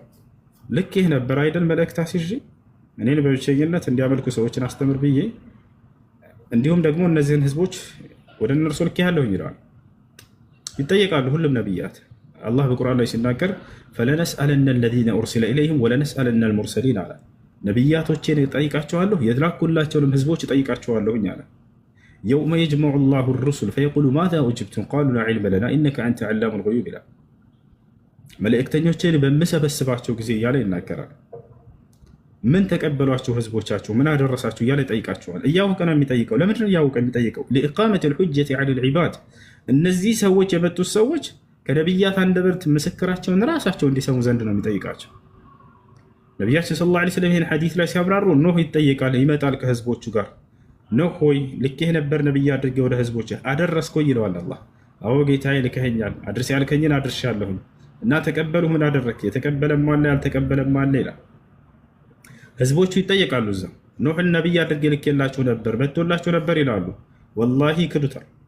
ካዲያን የካዱት በምድር ላይ የካዱት ነቢያትን የካዱ የዛኔም እንደሚክዱ ይናገራል። ዛኔ ይክዱታል። ወላሂ ረቢና ማ ኩና ሙሽሪኪን ማ ጃአና ሚን በሺር ወላ ነዚር ይሉታል። ምንም አይነት ነቢይ አልመጣልንም በፍጹም አናውቀውም ይላሉ። አላህ ሱብሓነሁ ወተዓላ ኑህን ይጠይቀዋል። አላደረስክም ማለት ነው ይለዋል። አድረስ ብዬህ ነበር ያው አልመጣልንም እያሉ ነው። ምስክር አምጣ ይለዋል። ምስክር አለኝ ይላል ኑህ ዓለይሂ ሰላም አሉ ነቢ ሰለላሁ ዐለይሂ ወሰለም። ማንን ይጠራል? ማናቸው ምስክሮች ሲባል ጊዜ ሙሐመዱን ወኡመቱሁ ይላል። ሙሐመድና ትውልዶቹ ብሎ ይናገራል። ከዛ ይጠራሉ። የዚያንም እንሄዳለን እኔና እናንተ ለነቢያት ተሟጋችና ምስክሮች ሆነን አሉ ነቢ ሰለላሁ ዐለይሂ ወሰለም። ዛሬ ነቢያትን ትምህርት እንደምታስተምር ሁሉ ነገም የትንሣኤ ቀን ለነቢያት ተሟጋችና መስካሪዎች እኔና ትውልዶቼ ናቸው ብሎ ነቢ ሰለላሁ ዐለይሂ ወሰለም ተናግረዋል። አላህም ቃል በቃል በቁርአን ላይ ወከዛሊከ ጀዐልናኩም ኡመተን ወሰጠን ሊተኩኑ ሹሃዳአ ዐለ ናስ ይላል። በሰዎችም ላይ ሁሉ ትመሰክሩ ዘንድ አስነሳችኋለሁ የትንሣኤ ቀን እያለ ይናገራል። የዛኔ ነቢዩ ሰለላሁ ዐለይሂ ወሰለምና ትውልዶቻቸው ይሄዳሉ ለነቢያት ምስክር ሊሰጡ። ሙሐመድ ወኡመቱሁ ይባላል። ሙሐመድና ትውልዶች ነው። ኑሕን ልኬው ነበር ወደ ህዝቦቹ ብሎ ይጠይቀናል። አዎ ልኬው ነበር ጌታችን። ለህዝቦቹ አስተምሯቸው ነበር። አዎ አስተምሮ ነበር። እንዴት አወቃችሁ? ይሄን ባወረድክልን ቃል መሰረት አንብቡ ትባላላችሁ። ወለቀድ አርሰልና ኑሐን ኢላ ቀውሚሂ ፈቃለ ያ ቀውሚ ዕቡዱላህ ማ ለኩም ምን ኢላሂን ገይሩሁ ብለው በእርግጥም ይህን መልእክት አድርሶላቸው እንደነበር ገልጸሃል። እዚህ ጋር ምን ይላል ቃሉ ላይ ሲናገር አምላክ አላህ ሲነግረን የነቢያትን ትምህርት ኖህንም በእርግጥ ወደ ህዝቦቹ ነቢይ አድርጌ ልኬው ነበር። ህዝቦቹንም አላቸው ያ ቀውም ዕቡዱላህ ህዝቦቼ ሆይ አላህን በብቸኝነት ተገዙ፣ ማለኩም ምን ኢላህን ገይሩ ከእርሱ ውጭ ሌላ ማንም አምላክ የላቸውም ብሎ አስተምሯቸው እንደነበር በርካታ ቦታ ላይ ገልጿል። ወዲያው ይመሰክርባቸዋል። ከዛ ይቀጥላል ትውልዱ እስከ ዒሳ ድረስ ይቀጥላል። እስከ ዒሳ ድረስ በዚህ በአንድ ሁኔታ ነው ጥያቄያቸውን መልእክታቸው ምስክሩን በዚሁ መሰረት። የዒሳ ግን ይለያል። ለምን ከተባለ ዒሳ ከሌሎቹ ነቢያት በተለየ መልኩ እንደ አምላክ ተደርጎ ተወስዷል። ተመልኳል። አብርሃም ተመልኳል ወይ? ላ። ኑህ ተመልኳል? ላ። ሙሴ ተመልኳል? ላ። ማን የተመለከው? ዒሳ ዓለይሂ ሰላም። ዒሳን የሚጠይቅበት መንገድ ይለያል። አላህ በቁርአን ላይ በሱረቱል ማኢዳ የማኢዳ ምዕራፍ በሚለው ላይ እዚያ ጋር መጨረሻ ገጽ ላይ ያስቀምጡታል። ወኢዝ ቃለ አላሁ ያ ዒሳ ብን መርየም፣ ዒሳ ይመጣል፣ ያመለኩት ህዝቦቹን ከፊቶቹ እንዳለ ይመጣሉ። ምን ብሎ ይጠይቀዋል አላህ ስብሓነሁ ወተዓላ ዒሳን? አንተ ቁልተ ሊናስ ኢተኺዙኒ ወኡሚየ ኢላሂን ሚን ዱኒላህ፣ አንተ ዒሳ ሆይ ለመሆኑ ከእኔ ውጭ አንተን አምላክ አድርገው ሰዎች እንዲይዙ አስተምርሃል ወይ ሰብከሃል ወይ ይለዋል። ያውና እነዚህ ሰዎች አንተን ሲያመልኩ ቆይተዋል፣ በምድር ላይ መጥተዋል። ከዚያ በኋላ አላህ መሲሁ ምን ብሎ ይመልሳል? መሲሁን በደንብ አስተውሉ ቃሉን። መሲሁ ሁሉ የሚያስጨንቀው ከራሱ ክብር ይልቅ የአምላኩ ክብር ነው። አይን አላልኩም ብሎ አይጀምርም። ከራሱ በመከላከል አይጀምርም። መጀመሪያ ለአምላክ አጋር እንደማይገባው ለአምላክ ጥራት እንደሚገባው ይናገራል። ቃለ ሱብሓነክ ይላል። መጀመሪያ አምላክ ያላህ ሆይ ለአንተ አጋር ከመኖር ጥራት ይገባህ በመጀመሪያ ይላል። ለአንተ በፍጹም አጋር የለህም። ማ የኩኑ ሊ አን አቁለ ማ ለይሰ ሊ ቢሐቅ ይላል። ለእኔ የማይገባኝን ነገርንም ልሞግት አይቻለኝም። አምልኮን ማለት ነው። ለእኔ የማይገባኝን ነገር ልሞግት አይቻለኝም። ምን ይሄን አላልኳቸውም ይላል። ኢን ኩንቱ ቁልቱሁ ፈቀድ ዐሊምተህ ብዬውም ከሆነ በእርግጥም አውቀኸዋል። ተዕለሙ ማ ፊ ነፍሲ ወላ አዕለሙ ማ ፊ ነፍሲክ፣ በእኔ ነፍስ ውስጥ ያለውን ሁሉ አንተ ታውቃለህ፣ በአንተ ነፍስ ውስጥ ያለውን ግን ላውቅ አይቻለኝም ይላል። ኢነከ አንተ ዐላሙል ጉዩብ፣ አንተ የሩቅንና ድብቅ ነገራቶችን ሁሉ የምታውቅ አምላክ ነህና ይላል። ከዚያ ወደ ህዝቦቹ ይዞራል መሲሁ። ማ ቁልቱ ለሁም ኢላ ማ አመርተኒ ብሂ ይላል። ጌታዬ አላህ ሆይ አንተ ያዘዝከኝን ቃል እንጂ ሌላ አላልኳቸውም ይላል። አን ዕቡዱላህ ረቢ ወረበኩም ያልኳቸውም የእኔንም የእናንተንም ጌታ የሆነውን አላህን በብቸኝነት ተገዙ ብቻ ነው ያልኳቸው ይላል። ይሄ ነው ምስክሩ። ወኩንቱ ዐለይሂም ሸሂደን ማ ዱምቱ ፊህም ይላል መሲሁ። በመካከላቸው በእስራኤል ምድር ላይ ሲያስተምር ጊዜ በመካከላቸው እስከኖርኩበት ጊዜ ድረስ አብሬያቸው ነበርኩኝ። ፈለማ ተወፈይተኒ ኩንተ አንተ ረቂብ ዐለይሂም፣ እኔን ግን ከወሰድከኝ እንዳረግ ካደረግከኝ በኋላ አንተ ነበርክ ምድር ላይ ያሉ ሰዎችን ስትቆጣጠር የነበርከው። ምድር ላይ እኔ የማውቀው ነገር የለም የዛኔ ይላል። ከሄደ በኋላ መሲሁ አሁን ምን እንደሚሰራ ምድር ላይ አያውቅም። የዛኔ አላህ ሲያወርደው ጊዜ እየተመለክ ነው በምድር ላይ ሄድና አምላክ እንዳልሆን ካሳውቅ ይለዋል። ወኩንቱ ዐለይሂም ሸሂደን ማ ዱምቱ ፊህም፣ በመካከላቸው እስካለሁ ድረስ አብሬያቸው የተጣድኩኝ ነበርኩኝ የዛኔ ነበር። ከዚያ በኋላ ግን አንተን የምትቆጣጠራቸው ነው። ወአንተ ዐላ ኩሊ ሸይኢን ሸሂድ፣ አንተ በሁሉ ነገር ላይ ተቆጣጣሪ የሆንክ አምላክ ነህና ከአንተ የሚሰወር የሚደበቅ የለምና ብሎ ይናገራል። ይሄ ነው አላህ ስብሐነሁ ወተዓላ በሱረቱ ኒሳ ላይ ወየውመል ቂያመቲ የኩኑ ዐለይሂም ሸሂዳ ይላል። የትንሣኤም ቀን በእነርሱ ላይ ባመለኩት ሰዎች ላይ ይመሰክርባቸዋል የሚለው። እኔ አምልኩኝ አላልኳቸውም። በጣም የሚገርም አሁንም ድረስ የትኛውን መጽሐፍ ቅዱስ ክፍል ላይ ኢየሱስ ክርስቶስ አምልኩኝ ብሎ የተናገረበት አንዲትም ቦታ ላይ የለም። ይልቁንስ የኔንም የእናንተንም አምላክ አምልኩ እያለን ያስተማራቸው አይደል እንዴ? ዮሐንስ ወንጌል ምዕራፍ 20 ቁጥር 17 ላይ ወደ አምላካቸው አድርጋለሁ ይላል። ያን አምላኩን መፈለግ ነው። አምልኮ ለእርሱ ብቻ እንደሚገባ ይናገራል። ዮሐንስ ወንጌል ምዕራፍ 4 ቁጥር 21 ላይ እኛስ ለምናውቀው እንሰግዳለን ለአብ እያለ ይናገራል። አረ እንዴ! ስለ አንድ አምላክ ላይ ያስተምራል። በዚያ ለአንድ አምላክ ብቻ መስገድና ማምለክ እንዳለባቸው ያስተምራል። መጽሐፍ ቅዱስ ላይ የትኛውን ቦታ ላይ አምልኩኝ ብሎ ይህንን አምልኮ የፈለገበት ቦታ የለም ኢየሱስ ክርስቶስ። ይልቁንስ የእርሱንም የአብርሃም የይስሐቅ የያዕቆብን አምላክ አንዱን አምላክ ማምለክ ነው ያለብን ሁላችን ወደዚያ እንጂ ሌላ ምንም አይደለም ጥሪው። ነቢዩ ሙሐመድ ሰለላሁ ዐለይሂ ወሰለም ይሄድ ብቻ ለማስተካከል ነው የመጡት። የአብርሃም የይስሐቅ የያዕቆብን አምላክ አምልኩ ነው የሚለው እንዳለ ቁርአን፣ ሌላ ነገር አይደለም። ገብታችኋል? አላህ በቁርአን ላይ እነዚህን ታላላቅ አካሎች ይገልጻቸዋል። እነ አብርሃም እነ ይስሐቅ እነ ያዕቆብ። ዮሴፍ ሲያስተምር ምን እንደነበር ተመልከቱ። እኒ ተረክቱ ሚለተ ቀውሚን ላ ዩእሚኑነ ቢላሂ ወሁም ቢልአኺረቲ ሁም ካፊሩን አለ። ዩሱፍ ምን አለ? እኔ በአላህ የማያምኑ ህዝቦችን የጣዖታውያን መንገድ ትቼአለሁኝ። ይልቁንስ ወተበዕቱ ሚለተ አባኢ ኢብራሂም ወኢስሐቅ ወያዕቁብ፣ የአባቶችን የአብርሃም የኢስሐቅ የያዕቆብን መንገድ ተከትያለሁኝ አለ። መንገዳቸው ምን ነበር? ማ ካነ ለና አን ኑሽሪከ ቢላሂ ሚን ሸይእ፣ በአላህ ላይ ቅንጣት የምናጋራ አይደለንም እኛ እያለ ይናገራል። አንዱን አምላክ በብቸኝነት መገዛትን ነው እነዚህ ነቢያቶች ያስተማሩት። ያ አንድ አምላክ በአንድነቱ ላይ ሶስትነት በፍጹም የለው። በማንነቱም በምንነቱም አንድ ብቻ ነው እርሱ። እርሱ ዘላለማዊ ህያው ነው። ያ የነብያት አምላክ በህያውነቱ ላይ ሞትነት የለበትም። ወተወከል ዐለ ልሐይ አለዚ ላ የሙት ይላል። በማልሞተው ዘላለም ህያው በሆንኩት በእኔ ላይ ብቻ ተመኩ እያለ ይናገራል። ያ የነብያት አምላክ መለኮት ብቻ ነው። በመለኮትነቱ ላይ ሰውነት የለበትም። አምላክም ነው ሰውም ነው ተብሎ የሚገለጽ አይደለም። ያ የነብያት አምላክ ዘላለማዊ ነው። የሆነ ጊዜ ላይ ተገኝቶ የሆነ ጊዜ ላይ ፍጻሜውን የሚያገኝ አምላክ አይደለም። ያ የነብያት አምላክ ሁሉን አድራጊ ሁሉን አሸናፊ ነው።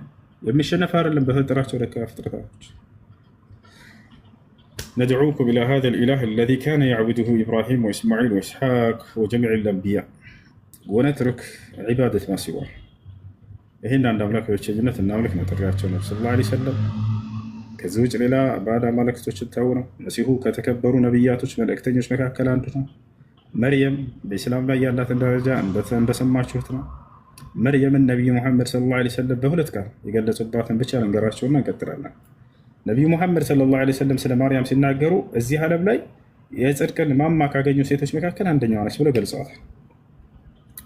ከሙለ ሚነ ሪጃሊ ከሲር ወለም የኩን ሚነ ኒሳ ኢላ አርበዓ ወሁም መርየም ወአሲያ ወፋጢማ ወኸዲጃ። በምድር ላይ የጸደቁ ወንዶች በርካታ አሉ ካሉ በኋላ ነቢ ሰለላሁ ዐለይሂ ወሰለም ከሴቶችም እንዲሁ ጻድቃን ሴቶች አሉ፣ ከነዚያም መካከል መርየም አንዷ ነች ብለው ተናግረዋል። አያችሁ፣ በምድር ህይወቷ ላይ ጻድቅ ነች ብለው መስክረዋል። አላህ በቁርአን ላይ ቃል በቃል ጻድቅ ነች እውነተኛ ሴት ነች እያለ ይናገራል። ወኡሙሁ ስዲቀቱን ይላል፣ እናቱም ጻድቅ ነች ይላታል። በቀጣዩ ዓለም ያላትስ ደረጃ መርየም ተገልጿል ወይ በእስልምና ላይ? አዎ ተገልጿል። በቀጣዩ ዓለም የገነት ናቸው እናት ወይ? ላ የገነት ብቻ አይደለችም፣ የገነት ታላቅ ሴት ተብላ የተገለጸችው። ነቢያችን ሰለላሁ ዐለይሂ ወሰለም ብላሉ ኸይሩ አህሊል ጀና አፍደል ኒሳ አህሊል ጀና አርበዓ ወሁም መርየም ወአሲያ ወፋጢማ ወኸዲጃ አሉ። የገነት ታላላቅ ቁንጮ የሚባሉ ሴቶች አራት ናቸው አሉ። ከእነዚያ መካከል አንዷ የመሲሁ እናት ማርያም ነች ብለው ገልጸዋል። በዱንያ ህይወቷ ጻድቅ ነች፣ በቀጣዩ ዓለም የገነት ታላቅ ሴት ነች ብለው ነቢ ሰለላሁ ዐለይሂ ወሰለም ይሄን አስተምረዋል። ስለርሱ የጸደቁት በምንድን ነው?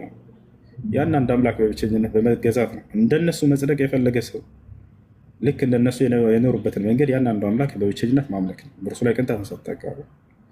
ندعوكم إلى هذا الإله الذي كان يعبده إبراهيم وإسماعيل وإسحاق ويعقوب። እሺ ጥያቄ ያለው መቀጠል ይችላል።